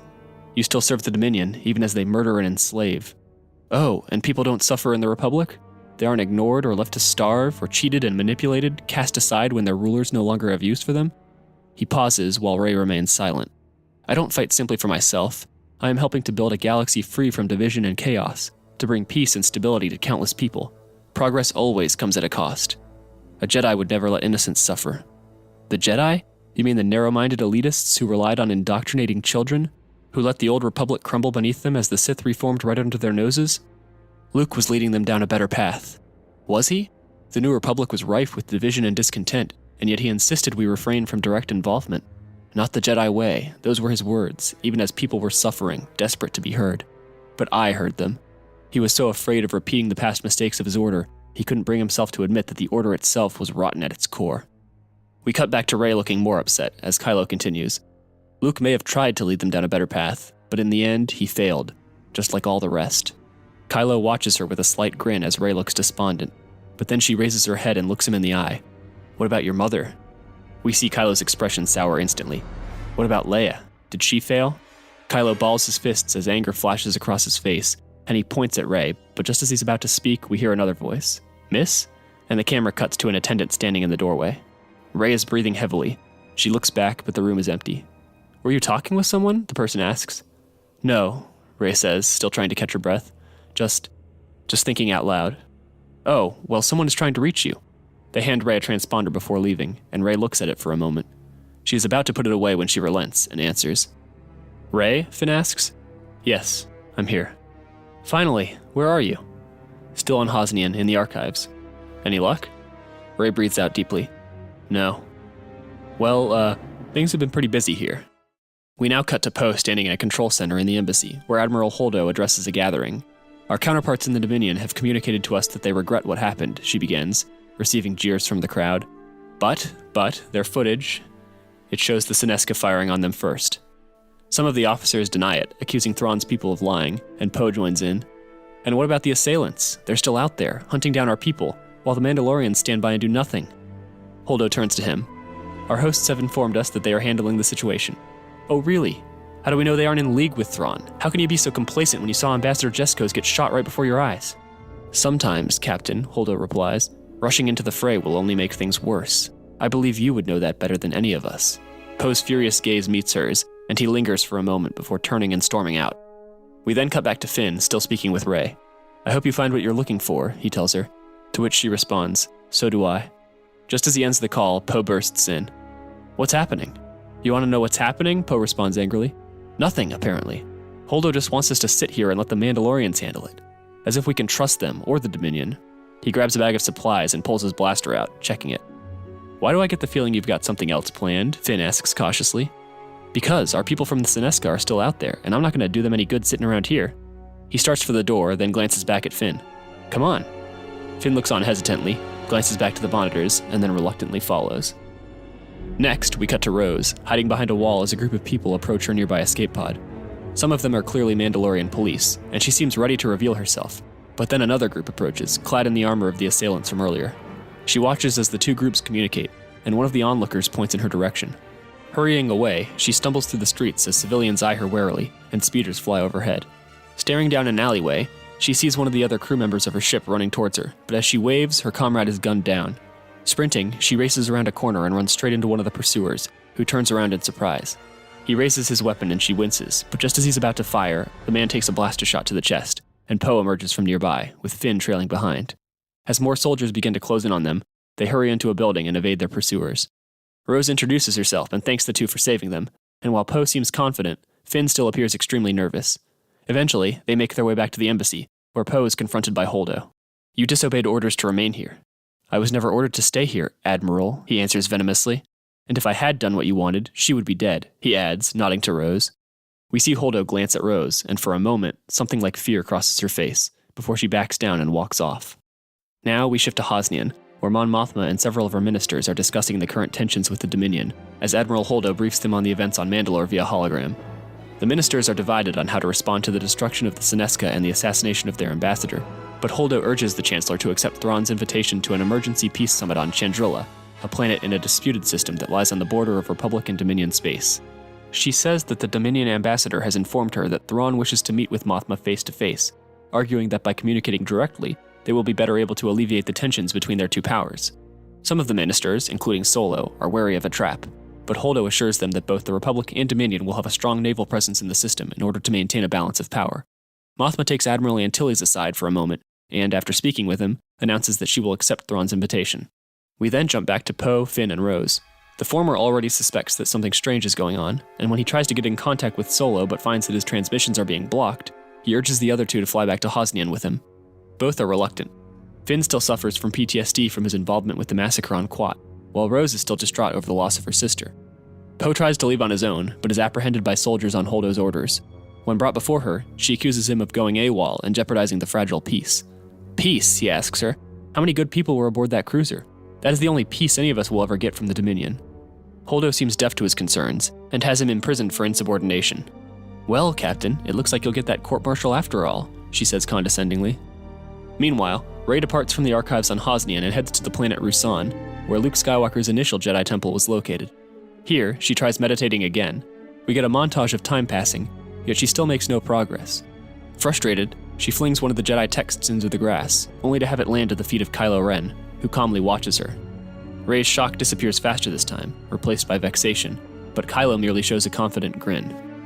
What do you want? Rey asks angrily. What you want, he replies gently. I want you to learn. Rey rises and turns to leave, but he continues. You need a teacher. I know you want Luke, but he doesn't care about you. If he did, he would have come to you by now. At this, Rey stops and turns back to face him, angrily marching towards Kylo. If you hadn't slaughtered his pupils and burned his temple, maybe he would be a little more trusting. He was your teacher, and more than that, he was your uncle. How could you do that to him? How could you do that to all of us? Rey starts to get choked up, and we see Kylo get a look of genuine sadness. You admire him, like so many others. Like I did once. When we looked at him, we saw a hero, the man who destroyed the Death Star, who brought down the Empire, who reformed the Jedi. But in the end, he was just a man. He pauses, looking at Rey, and she reluctantly meets his gaze. I know what you're feeling, because I've been in your place. You want someone to follow, to idolize, to rely on. But I can sense that deep down, you know the only person you can truly rely on is yourself. That's not true, Rey says quietly, but from her delivery it seems she isn't even convinced herself. Is that why you abandoned your friends? Why you came all the way out here? Rey says nothing. I don't want you to suffer, not any more than I want the rest of the galaxy to. But pain is necessary for growth. You know that as well as anyone.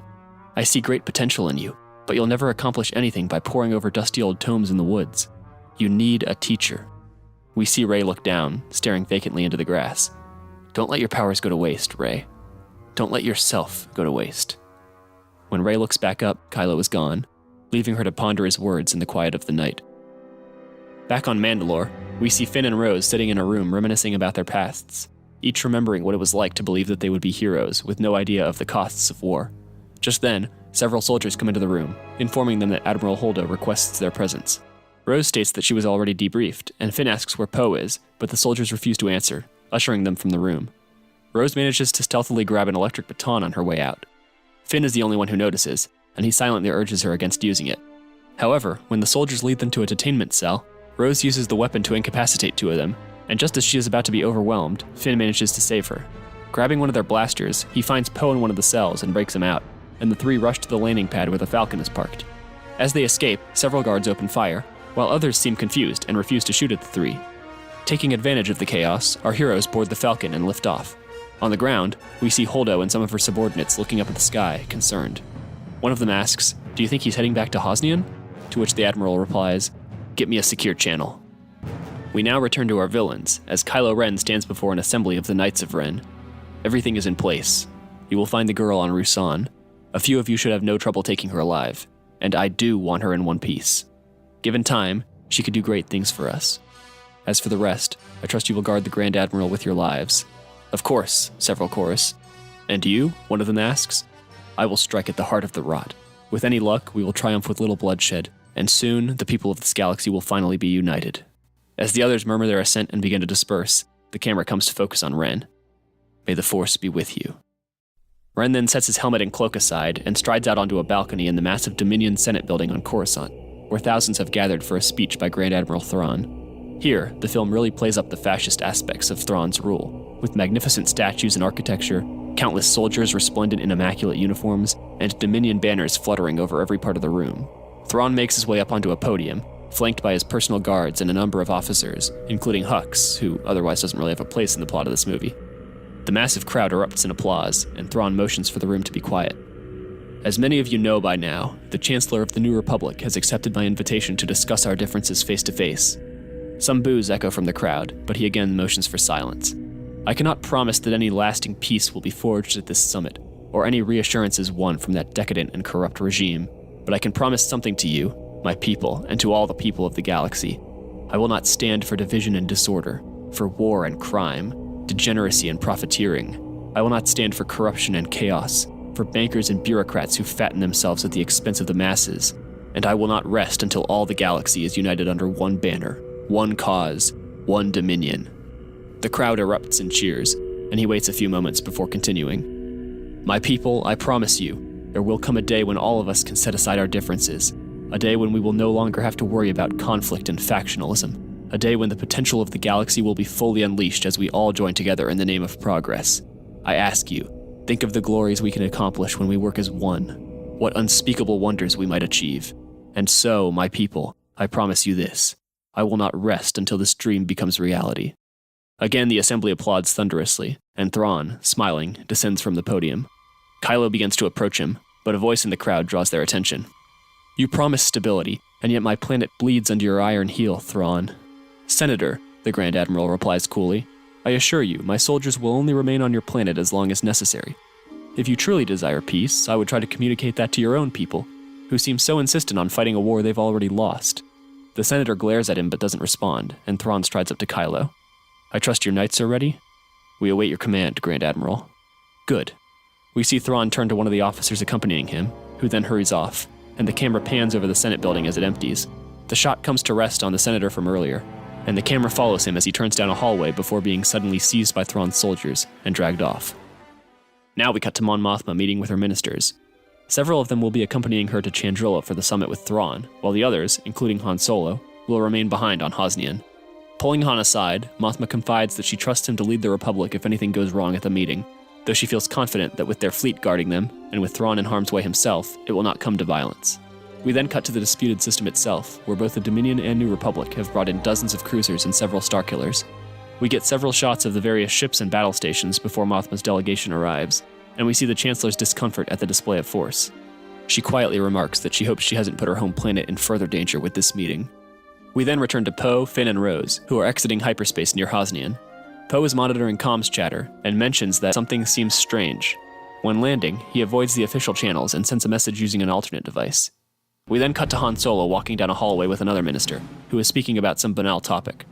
Solo notices groups of officers and soldiers moving about, focusing more on them than on the conversation with his fellow minister, when one of his devices beeps. He excuses himself, steps into a side room, and answers. This is Solo. Minister, Poe replies calmly. This is Luke from the front desk. I have a package that was meant for your office. We cut back to Han, who hesitates a moment before responding. Yes, of course, Luke. You can bring it around back. They're doing construction in the front. Understood. I'll be right up, Poe says, disconnecting. Finn and Rose look on, sharing a somewhat confused glance. On Chandrila, Mothma, her ministers, and Holdo enter the meeting room, accompanied by a number of soldiers. Waiting there to greet them is Thrawn himself, with several officers and ministers of his own, as well as several of the Knights of Ren.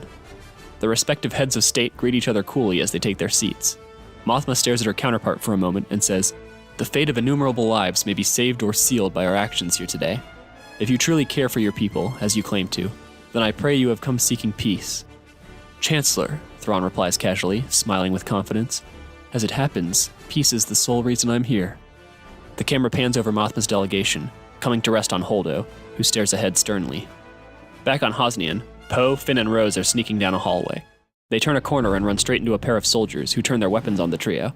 As our heroes raise their hands, Finn can see Poe sizing up the two soldiers, preparing to make a move, when one of them asks, Captain Dameron?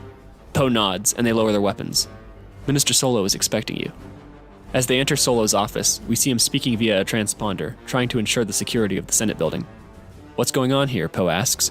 We saw all kinds of activity on comms when we landed, and after Mandalore, I was pretty sure someone was going to try and arrest me. And sir, I'm sorry, I know they didn't order it, but I couldn't just stand by and let our people. I couldn't let them kill more of us. Not after what happened to her. Poe pauses for breath as Solo stares somberly at him, before his expression grows confused. Wait, what happened on Mandalore? Did no one tell you? Poe asks incredulously. After the Senesca, Holdo tried to have me locked up for rescuing our people. It's true, sir, Rose says, stepping forth. I'd be dead if it weren't for him. Wait, Solo says. Holdo tried to stop you? She said the Mandalorians were taking care of everything, when in reality they were letting their friends hunt our people down in the streets. She saw it. And Thrawn's henchmen said we fired first, sir, Rose continues. But that's a lie. We were attacked by unmarked fighters, and we nearly fought them off when the Dominion cruiser opened up on us. Solo gets a grim look, then turns to one of his officers. Raise the Chancellor immediately, and get Admiral Antilles as well. Yes, sir. What is it? Poe asks. It's a trap, Solo mutters. The whole thing. Poe, Finn, and Rose exchange worried glances, and Solo stands, opens his desk, and retrieves a blaster. Let's hope it doesn't come to this. Just then, a soldier appears in the doorway. Sir, we couldn't get through. To the Chancellor? To anyone, sir. None of our comms are working, not even within the building. Solo eyes the others briefly, then turns back to the soldier. Alert the others, and secure the ministers, now. We then cut briefly to Rasan, where Rey sits passively, watching the sunrise. She appears tired, having spent much of the night trying to decide on a course of action, when she begins to sense that something is amiss. Standing, she reaches for her lightsaber and begins peering into the surrounding foliage. Back on Hosnian, Solo, Poe, Finn, and Rose are heading down a hallway along with several loyal soldiers, deciding on their next course of action. Solo says that their priority needs to be to protect the ministers in the building, but Poe argues that they have to get a warning to their people in the disputed system. How? Solo asks.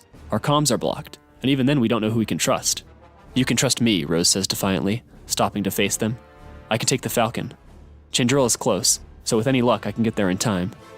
You might be flying into a war zone, Solo says. It wouldn't be my first time, sir, Rose answers confidently. Solo smiles. Here, he hands her a data chip. Get this to Admiral Antilles. You can trust him. I'll go too, Finn says. She might need help. All right, Poe concedes, turning to Solo. I'll stay here. I can't let you have all the fun. Good luck, Rose says, as she and Finn turn to head toward the hangars. May the Force be with you, Solo adds as they depart, before continuing down the hallway with the others. We now return to Rey, who is still standing in the open, looking uneasily at her surroundings. Then, several cloaked figures emerge from the foliage before drawing lightsabers. Rey appears terrified but draws her own lightsaber, and the Knights of Ren begin to slowly close in on her. Now back to Hosnian, where Poe, Solo, and several others are navigating the corridors of the Senate building. Their offices should be right up ahead, one of the men says, but as they round a corner into a more open area, they come up against a group of New Republic soldiers and officers brandishing weapons. Both the strangers and Solo's men raise their blasters immediately. Poe looks to Solo nervously, but Han quietly urges him to secure the ministers. As Poe leaves, one of the officers standing across from them speaks out. Minister Solo, please do not make any sudden moves. What's going on here? Han asks. The camera pans to his sidearm, and we see his hand hovering over the holster. I think you know very well what is happening. Please know, we hope to do this with as little bloodshed as possible. Bloodshed or no, this is treason. Everything we do for our people, however difficult. But we're not here to discuss politics. You are hereby relieved of your duties as defense minister. Now, order your men to lower their weapons. And if I don't, Solo asks calmly, though we can see his hand tremble. Please don't force my hand, the officer replies, as the people on both sides begin to glance around nervously. And though we might expect Solo to fire first, his character has changed immensely from the cocky rogue we first met decades ago in the Mos Eisley Cantina.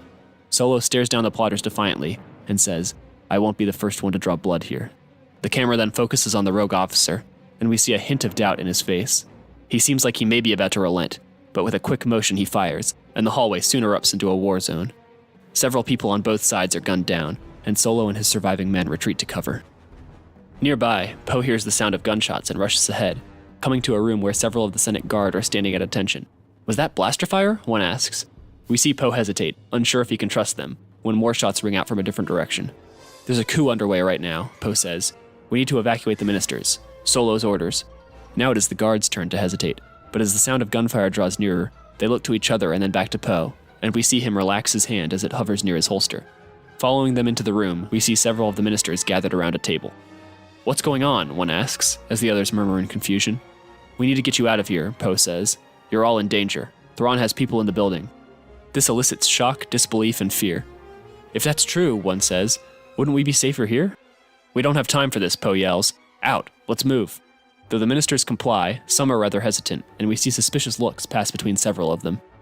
Now we cut briefly to the Falcon, parked away from the main compound. As Finn and Rose board the ship, they see smoke rising from the Senate building, and spot a number of ships flying overhead. The two enter the cockpit, where both Finn and Rose are not entirely sure how to fly the craft, but after a shaky liftoff, they race into the upper atmosphere as the camera pans back over the city below. We then cut back to Rey, who is surrounded by several of the Knights of Ren. As they draw ever nearer, one suddenly strikes at her.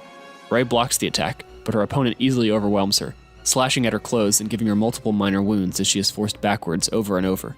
We see multiple shots of her bracing against their blows, frantically trying to protect herself, and we see her pain and desperation matched against the confident, aggressive style of her adversaries. Back on Hosnian, Poe and the others come to a hangar, but as they start towards the nearest ship, blaster fire erupts all around them. We then see Captain Tierce and her commandos fighting alongside the plotters, and the group is forced to retreat under heavy fire. As they race back into the building proper, Poe rounds a corner before freezing. The other ministers all stand with their hands raised, while one points a blaster among them. "Drop the weapon," he says calmly, "and no one else has to die." Several of his compatriots are shocked and disgusted at his treachery, but Poe tries to appear unfazed. "What did they offer you? A comfy job as a rubber stamp in Thrawn's Senate? Or was it money?" "It's always money. Shut up. Drop the blaster now, or..." But he recoils in pain as a shot strikes him, and as he crumples to the ground, an injured Han Solo stumbles into view. Seconds later, a few of his men follow. "They've got Dominion troops helping them," Poe explains. "Commandos." "Then let's not waste any time," Solo replies. Now we cut back to Rey, who is still fighting for her life against the Knights of Ren.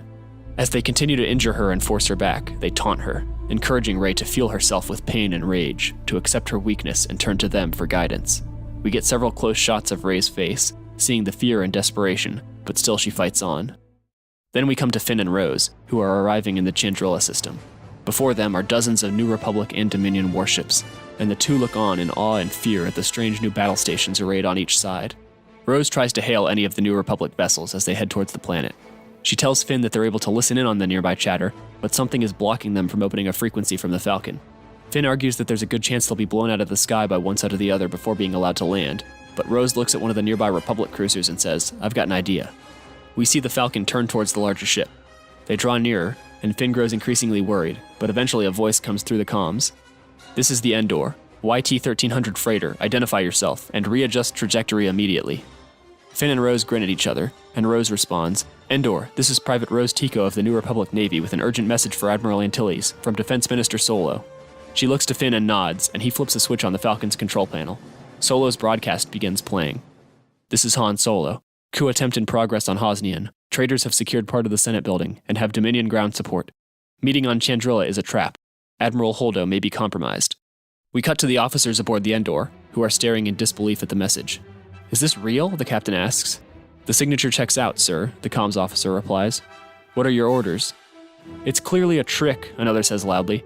"Some lunatics trying to sabotage the peace talks." "Captain, you can't seriously believe this." The atmosphere grows even tenser as we see numerous officers begin to crowd around, and the captain looks them over before turning back to the comms officer. "Raise Admiral Antilles." Immediately, several officers draw blasters and the room erupts into chaos, but in the midst of it we see the comms officer transmit the message. On the Falcon, as Finn and Rose race towards the surface of Chandrilla, a broadcast comes in. "This is Admiral Wedge Antilles with an urgent message from Minister Solo. Thrawn's supporters are attempting to seize the Senate building on Hosnian and have infiltrated our fleet. Admiral Holdo herself may be compromised. I am calling on all loyal citizens of the Republic to resist this treasonous plot." Finn and Rose share a look of relief as they descend towards the planet's surface, but as we cut between various Republic cruisers, we see paranoia reigning as officers are unsure of who they can trust. In the meeting room with Thrawn, an officer enters and hurries to Mothma's side, whispering something to her. We see Holdo watching them with suspicion, and Mothma's gaze turns to meet hers. Back on Hosnian, Poe, Solo, and the others are heading for a secondary exit, and are about to enter a hangar when Solo stops them. At the hangar entrance, a cloaked figure is steadily approaching, and realization quickly dawns on Poe. "Go," Solo says gruffly. "Keep them safe. But go. This is my battle, not yours." As the others urge Poe to follow them, Solo strides out to meet his estranged son. Dominion commandos enter behind Ren, drawing their weapons on his father, but he orders them not to shoot, instead sending them after Poe and the others.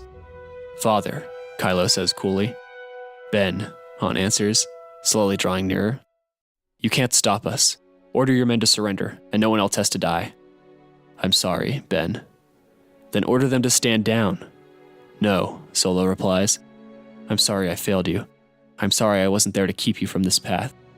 Everything you've worked for is crumbling. Can't you see that? I'm only hastening the inevitable. If you weren't so blind, you'd be thanking me. Take off that mask. Let me see your face. Let me see my son." Ren slowly removes his mask and stares back at his father. "There, you see? Your son died long ago." "No," Solo says calmly. "I can still see him. Stand aside." "No." We can see Kylo's frustration reflected in his face, but beyond that there is doubt and hesitation. Don't make me." But he can't bring himself to finish the thought. "I won't make you do anything. What happens next is up to you."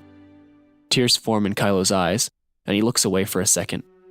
Han, trembling, steps closer still, and slowly reaches a hand out towards his son. Kylo looks back up, tears running down his cheeks, and suddenly Han shudders as the lightsaber is thrusted through his body. Kylo grimaces, staring his father in the face, then lets his body fall to the floor. And though he has made his choice, we can see the anguish it is causing him. Right then we cut to Poe, who has sneaked around to a higher part of the hangar, arriving just in time to see Han's death. Raising his blaster, he fires at Ren and, as Kylo is too distraught to react in time, strikes him squarely in the chest. The severely wounded Ren flees as Poe hastily deliberates on whether to give chase or return to protect the ministers. After a moment, he chooses the latter. Meanwhile, on Ruusan, Rey is exhausted from her fight, hardly able to even attempt to block her opponent's strikes. Collapsing to the dirt, she closes her eyes and reaches out to her friends, catching glimpses of Finn and Poe, accepting that she cannot hope to triumph alone. She then looks up to the knights standing around her, but to her amazement, there is another person present, a figure in a hooded robe. The others turn to face the newcomer as well, and the man lifts back his hood to reveal himself. Luke Skywalker. Luke smiles warmly at Rey before turning his gaze to the others, and the knights quickly forget about Rey and rush to attack him. We see them fight briefly, with Luke easily blocking and parrying their attacks, but making no attempt to strike them himself. After a minute, Luke holds his lightsaber out before unigniting it and looking calmly at his opponents. The knights look to each other, and one then rushes Luke and thrusts with his lightsaber. We then see Luke standing still, seemingly unaffected, as the lightsaber pokes into him. Luke simply smiles and then begins to fade from view, revealing that he was merely projecting himself via the Force. The knights then begin to look around in a panic, but realize that Rey has escaped. We now cut to Rey fleeing as fast as she can, desperately trying to make it to her nearby ship. Boarding the vessel, she hastily lifts off, and as she soars above the ruins of the old temple, she hears Luke's voice. "Now you are ready to begin your training. I trust you will be able to find me." She looks to the navigation screen, hesitating for a moment, but then a confident look comes across her face, and she enters coordinates before jumping to hyperspace. Now back to Chandrila, where Mothma is currently meeting with Thrawn. The Chancellor rises from her chair and begs to be excused, citing something urgent that just came up, but Holdo steps to block her. "Whatever it is, I am sure I can handle it, Chancellor. We wouldn't want to keep you from the negotiations." Mothma stares Holdo in the eye for a moment before ordering her to step aside. We see Holdo glance to some of the officers in the room, but she then smiles and says, "Of course." Mothma starts towards the door with some of the others, but Holdo and her comrades suddenly draw their weapons. As Mothma freezes, the door to the room flies open, and Finn and Rose burst in with a number of Republic soldiers. Chaos then erupts in the room as Holdo's plotters and Thrawn's guards open fire, and the Knights of Ren accompanying him join the fray. Finn and Rose lead Mothma and her loyalists out of the facility, narrowly escaping the Knights as they lift off in the Falcon. We then return to Rey, who exits hyperspace above a remote planet and descends to the surface. Landing her ship, she disembarks and climbs a hill as the camera rises to reveal a collection of small buildings and a gathering of robed figures. One of them stands above the others, and as they turn to welcome Rey, we see Luke Skywalker. The camera cuts back to Rey, who smiles before hurrying down to join them. And we return one final time to Chandrila. As the Millennium Falcon races through the Republic fleet, we get glimpses of the chaos on board the cruisers as the plotters carry out their coup, attempting to seize control of the entire fleet. One Republic vessel fires at another, and the Falcon narrowly avoids being shot. On one of the Republic's Starkillers, loyalists are in control of the bridge, but a group of plotters has nearly breached the blast doors. As the traitors storm the bridge, the panicked loyalist captain orders the battle station to fire at the nearest Dominion Starkiller before the station can be commandeered. Here we get to see the destructive potential of these terrible weapons unleashed, and Thrawn's fleet fires back at the Republic vessels, and on Chandrila itself. As Finn, Rose, and Mothma traverse the chaos of the battle, they watch in horror as the planet's surface is blasted by a Dominion Starkiller. We end the film here, with the group leaving the devastation behind, jumping into hyperspace in stunned silence. Now, we have moved Rey along on the path to accepting that her training has to be about helping others, and not merely gaining power for herself. Additionally, Finn has made progress in overcoming his past trauma. Poe realizes the importance of balancing caution and daring, and Rose has been set up as a character that will be further explored. Episode 9 will take place roughly a year after the previous film, in order to leave room for the war between the New Republic and the Dominion to progress, while certain major events will be flashed back to during the movie. And now, we can conclude our sequel trilogy with Episode 9.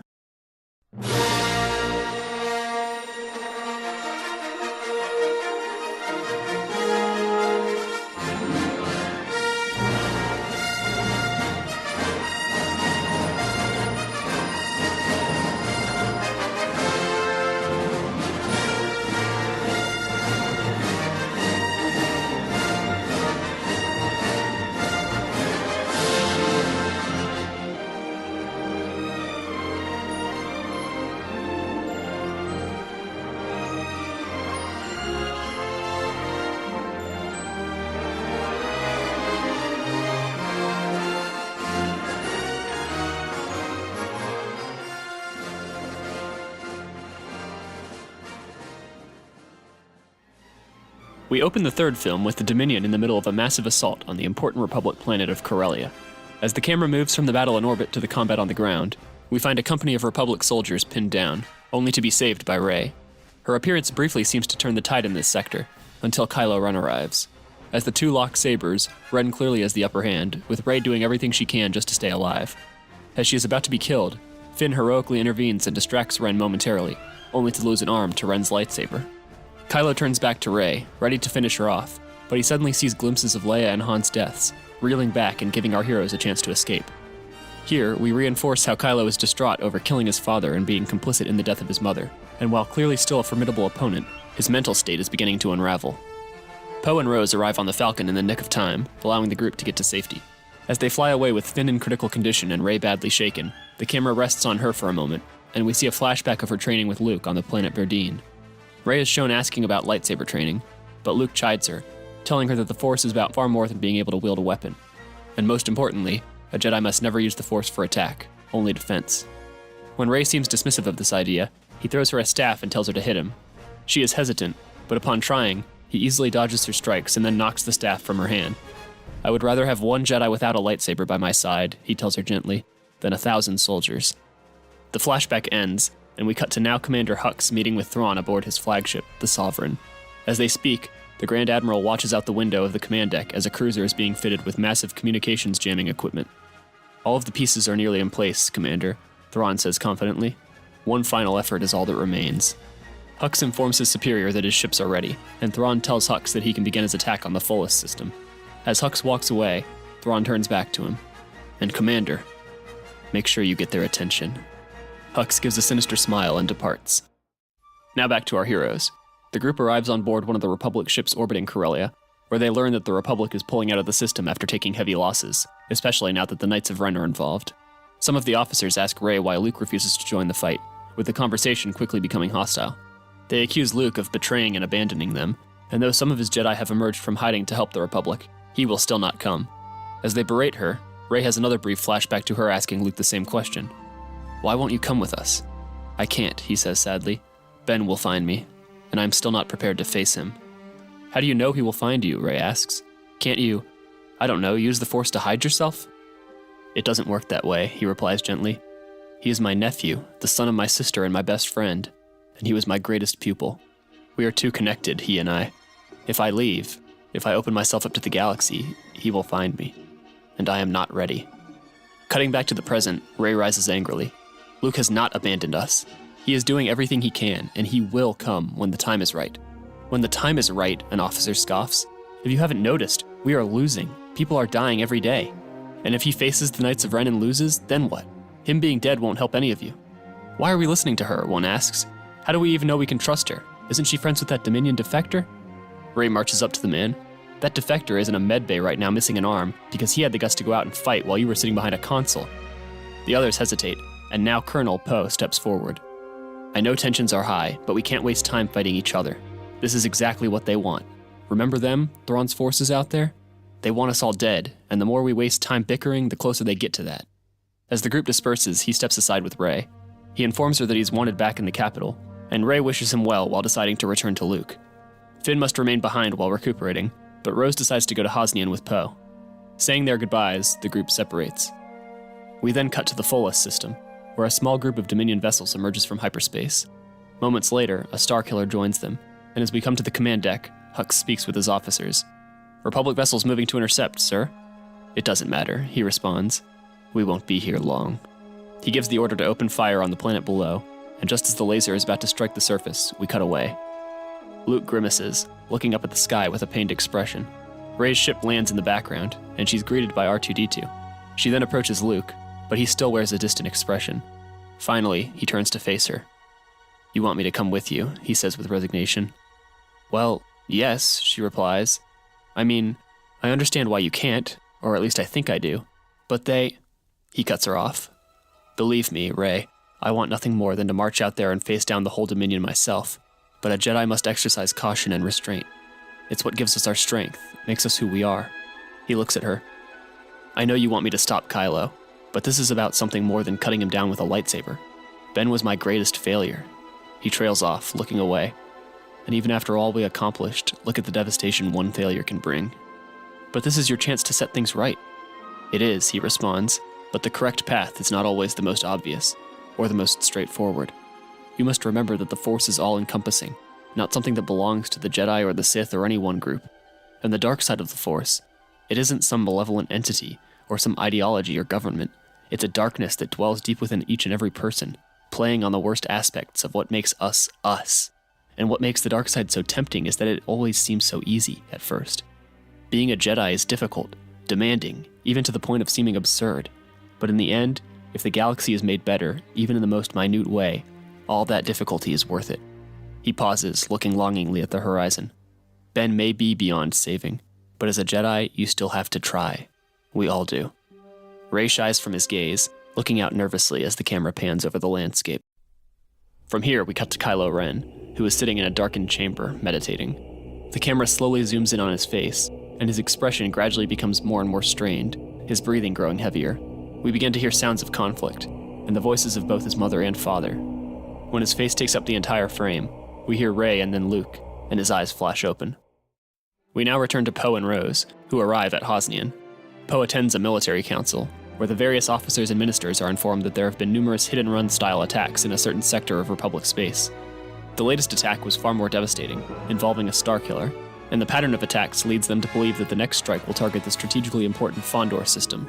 Poe argues that this is likely a trap, a diversion to draw resources away from the capital, but Mothma refuses to stand idly by while her people are being slaughtered. Admiral Antilles, who is tasked with securing the Fondor system and intercepting the Dominion raiders, assures the Republic High Command that given the proximity of the system, his ships will be able to be recalled quickly if Hosnian is threatened.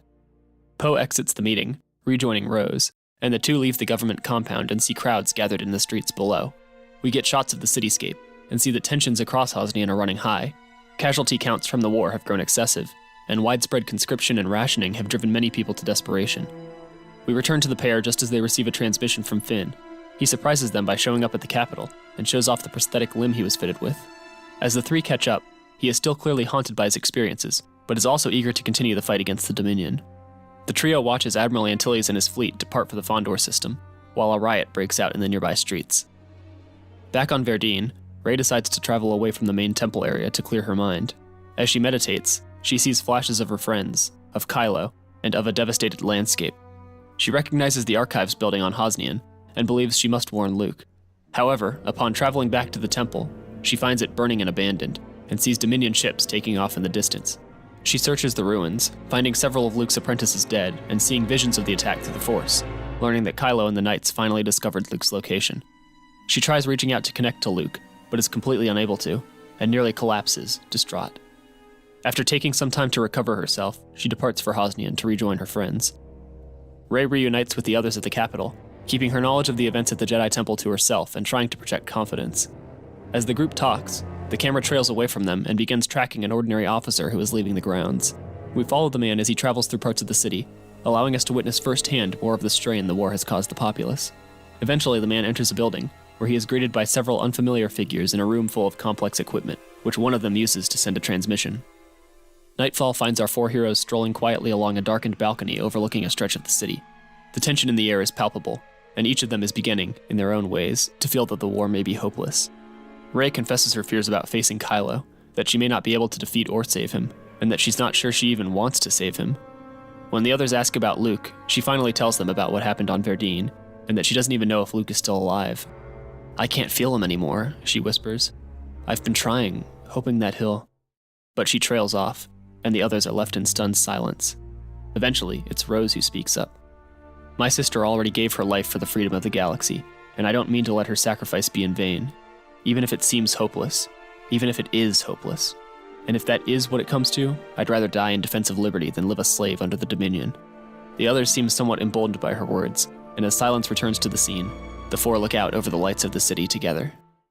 Cut to the following morning, when Rey is suddenly awakened from sleep by the sound of an alarm going off. She rushes outside to see waves of Republic fighters taking to the skies, and we shift to a view from orbit, where dozens of Dominion vessels pour out of hyperspace. Among the fleet is a Star Destroyer outfitted with unique equipment, which we saw nearing completion earlier. We then cut to Admiral Thrawn's command bridge, where he begins issuing orders. Initiate jamming and start the false transmission. We then get a few scenes of the opening of the battle, as the surprised Republic forces suffer heavily during the initial attack. Back on the ground, Mon Mothma enters her command center and orders her subordinates to recall Antilles' fleet. "We can't, Chancellor," one tells her. "Thrawn's forces are using some kind of jamming device. Have you tried broadcasting from somewhere else?" "Comms are blocked planet-wide, ma'am." Then another officer breaks in. "I'm seeing a signal. Looks like ours. Wait, it's an all clear?" They knew we'd try to send for help. "What do we do?" one asks, as the mood in the room grows even more tense. "Get a squadron of our best pilots ready," Mothma says. "I have an idea." Now we rejoin Rey, Finn, Poe, and Rose, who are hurrying down a corridor as soldiers and pilots scramble to and fro. Coming to a hangar as the doors open, the four get a view of the cityscape. In the distance, Dominion fighters can be seen strafing targets on the ground and dogfighting, while great flashes erupt higher in the sky. Poe answers a transmission and then turns to the others. "They want pilots. They're going to try and break past Thrawn's fleet." "Why?" Rose asks. "The Dominion have some kind of jammer, and by the time anyone realizes we're in trouble, Thrawn will have taken the Senate, the Chancellor, everything. I'm going up there." He starts towards the Millennium Falcon. "They must have thousands of fighters up there," Finn says. "Tens of thousands," Poe responds casually. "That's suicide." "It's our best bet. Our only one, really." Without hesitation, Finn steps forward. "Then I'm coming with you." Poe turns back to face him. "I never doubted you would, but you're needed here. If we don't make it through, they're going to need everyone they can get." He puts a hand on Finn's shoulder. "Stay safe, all of you." "May the Force be with you," Rey answers, and Poe smiles. "And with you, all of you." He boards the Falcon, and as the craft lifts off, we cut back to Thrawn's command deck. One of his officers addresses the Grand Admiral, pointing to a holographic display of the planet's surface. "Our forces are landing around the Capitol grounds, sir, and have encountered heavy resistance so far, but we don't expect it to last much longer. It appears the Senate was unable to be evacuated." "Good. Their orbital defenses are all but obliterated, so we should be ready shortly." He then turns to another officer, Rey's Hux. After a moment, Hux appears on a screen. "Commander, we will be deploying planetside shortly. Make sure nothing gets past our fleet." "Of course, Grand Admiral. All interceptor squadrons are already deployed." "Good." Thrawn dismisses him and turns his attention back to the display of the battle, where the city burns. As he gazes intently at the display, his lips curl into the slightest hint of a smile. "Bring me Ren." Rey, Finn, and Rose help coordinate an evacuation of civilians, directing them away from the devastation before being caught up in street combat. As they struggle to survive, dozens of Republic spacecraft zoom overhead, streaking towards the distant skies, and among them is the Falcon. We follow the squadron as they climb into the upper atmosphere, encountering waves of TIE fighters. Several craft are destroyed, but Poe and his crew are able to hold their own in the ensuing dogfight. Then Star Destroyers begin converging on their location, and the number of remaining Republic vessels rapidly dwindles, with the Falcon sustaining several hits. Just as they are about to clear the planet's gravity for their jump, a Dominion vessel gets a lock with a proton torpedo, which appears to impact the moment the Falcon jumps into hyperspace. Back on the ground, Rey, Finn, and Rose see more Dominion craft landing around the capital, and they realize that Thrawn intends to capture Mothma and the Republic Senate. They race back to the compound, evading the ranks of stormtroopers sweeping through the Republic defenders, and enter a large chamber in the Senate building. Rey stops suddenly with a terrified look on her face, and the camera slowly pans around to reveal Kylo Ren and several of his knights blocking their path. "Go," Rey whispers to Finn and Rose. "Find Mothma and the others. Stop Thrawn." "No," Kylo says sternly, striding forward. "Stay right where you are, or die." The other knights begin to fan out in a semicircle. "The choice is yours." Rey reaches for her lightsaber, but Kylo pulls it from her grasp with the Force. Rey in turn grabs it, and the saber hovers in the middle of the chamber. Kylo nonchalantly holds his hand out, but we can see Rey struggling desperately, doing everything in her power just to keep it from moving towards him.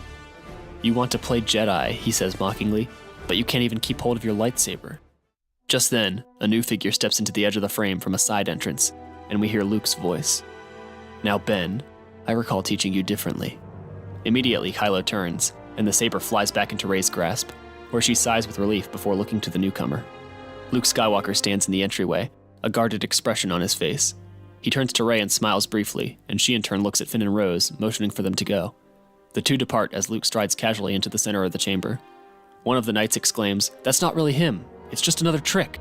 But as he says it, Luke rips the man's lightsaber from his grip with the Force and deftly slashes it in half with his own. Kylo freezes for a moment, but soon finds his voice. "So you've finally come out of hiding." "Ironic," Luke replies, coming from one who hides his own face. Kylo rips the mask away angrily. "There! One final look before I grant you the death you so obviously want." All these years, Luke says sadly, and yet still you torture yourself. Kylo ignites his saber, but Luke seems to ignore it. Let me help you, Ben. It's still not too late. You have no help to offer me, only empty words and vague assurances, just like before. Then you really have learned nothing. Luke stands in the midst of the knights, then looks to Rey confidently. The others ignite their sabers, and Rey follows suit, and together she and Luke face off against the Knights of Ren. Both Luke and Rey aim to disable and not to kill, and they best most of the fighters with ease, though Kylo demonstrates frightening ability throughout the battle, becoming increasingly powerful as he grows more enraged. We cut away from the combat to rejoin Finn and Rose, who are sneaking through the Senate building. They find several survivors, some of whom are armed, and learn that Thrawn has the senators captive in the central chamber.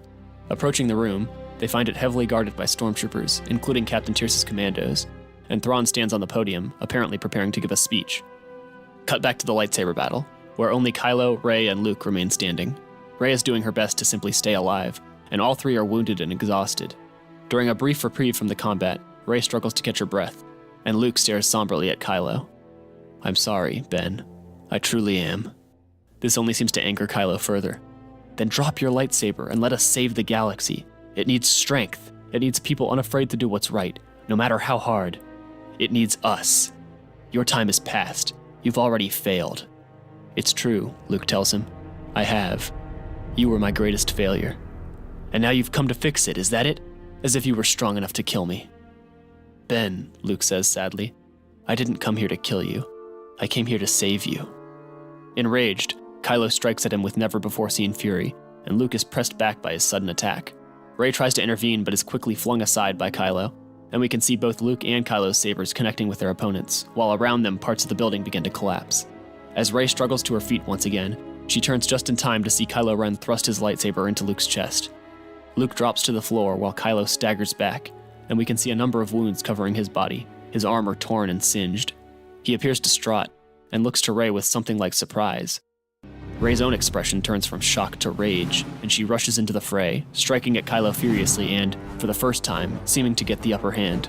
We see the fury in her eyes as she drives Kylo back briefly, forcing him into an adjacent room before he begins to regain control. Now back to Finn and Rose, where the two, along with the allies they managed to round up, sneak into the Senate chamber as Thrawn prepares for his address. I trust you will all behave, he says to the captive senators, as Mon Mothma is brought before him. In a matter of hours, my address here will be broadcast to every corner of the galaxy, and your official surrender will follow immediately thereafter. At this, Mothma turns away. We will never surrender to you, tyrant. Give it time, he responds casually. Now please look attentive. She hesitates for a moment, but when Captain Tierce gestures with her blaster, the Chancellor complies. Citizens of the galaxy, Thrawn begins. I am speaking to you now from the Republic Senate building on Hosnian. My forces have secured the capital of the Republic and captured its Chancellor and senators. Even as I speak, resistance to our new order is crumbling. It is time we cast aside the archaic institutions that have failed us time and time again and take solace in the unity that will envelop the galaxy under the new dominion. As he concludes, he turns to his officers. Good, but let's get a few more takes. Before he can start, however, Finn, Rose, and the other Republic forces open fire, killing many of Thrawn's guards with their opening salvo. Several of the senators take up the arms of their slain captors, and Mothma escapes Thrawn's grasp. Thrawn and his surviving officers retreat to another room, calling for backup, as Captain Tierce and her commandos cover their leader. And now we return to the climactic fight between Rey and Kylo. As the structure around them continues to crumble, Rey realizes how she is giving in to her anger, seeing in Kylo's face the same emotions she is utilizing in the fight. She closes her eyes and tries to calm herself, taking a steady stance and meeting Kylo's increasingly crazed attacks with more confidence. We can see Kylo starting to truly unravel now, becoming unhinged as Rey manages to block and parry more of his blows. Back with the others, Thrawn and his surviving forces try to escape, but find their exit cut off by Finn and more Republic forces. Captain Tierce dies saving Thrawn from blaster fire, and he frantically radios for help from his forces in orbit.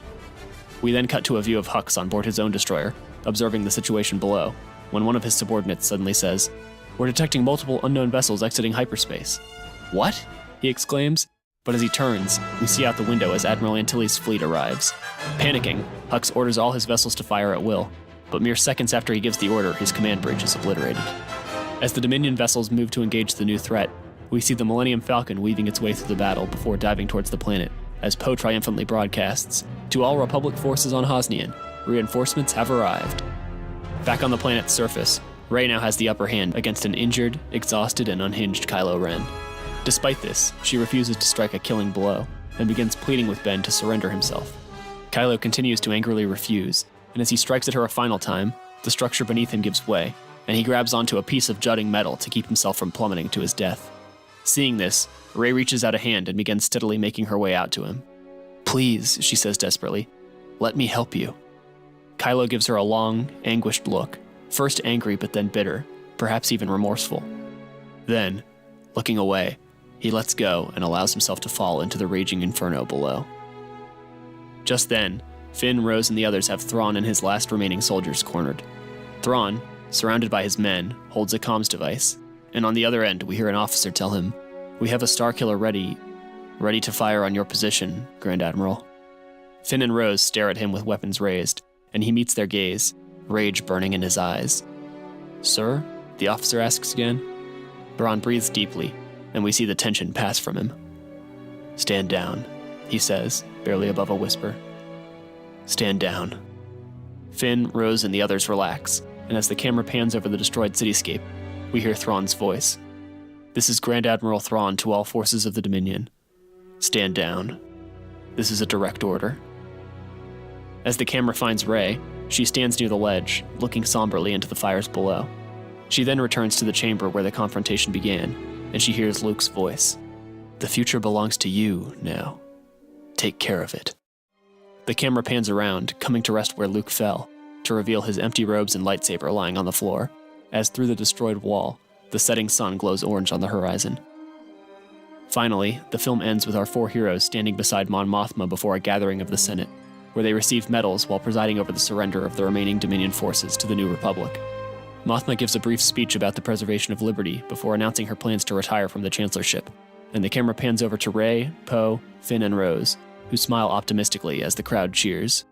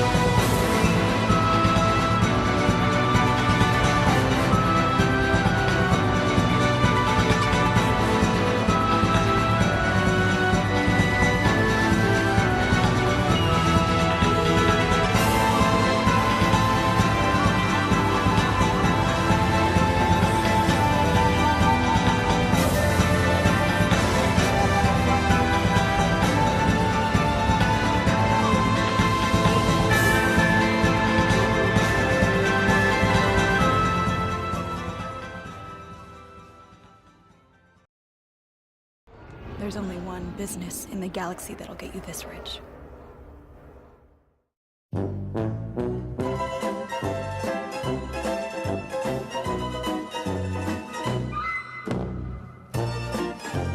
There's only one business in the galaxy that'll get you this rich.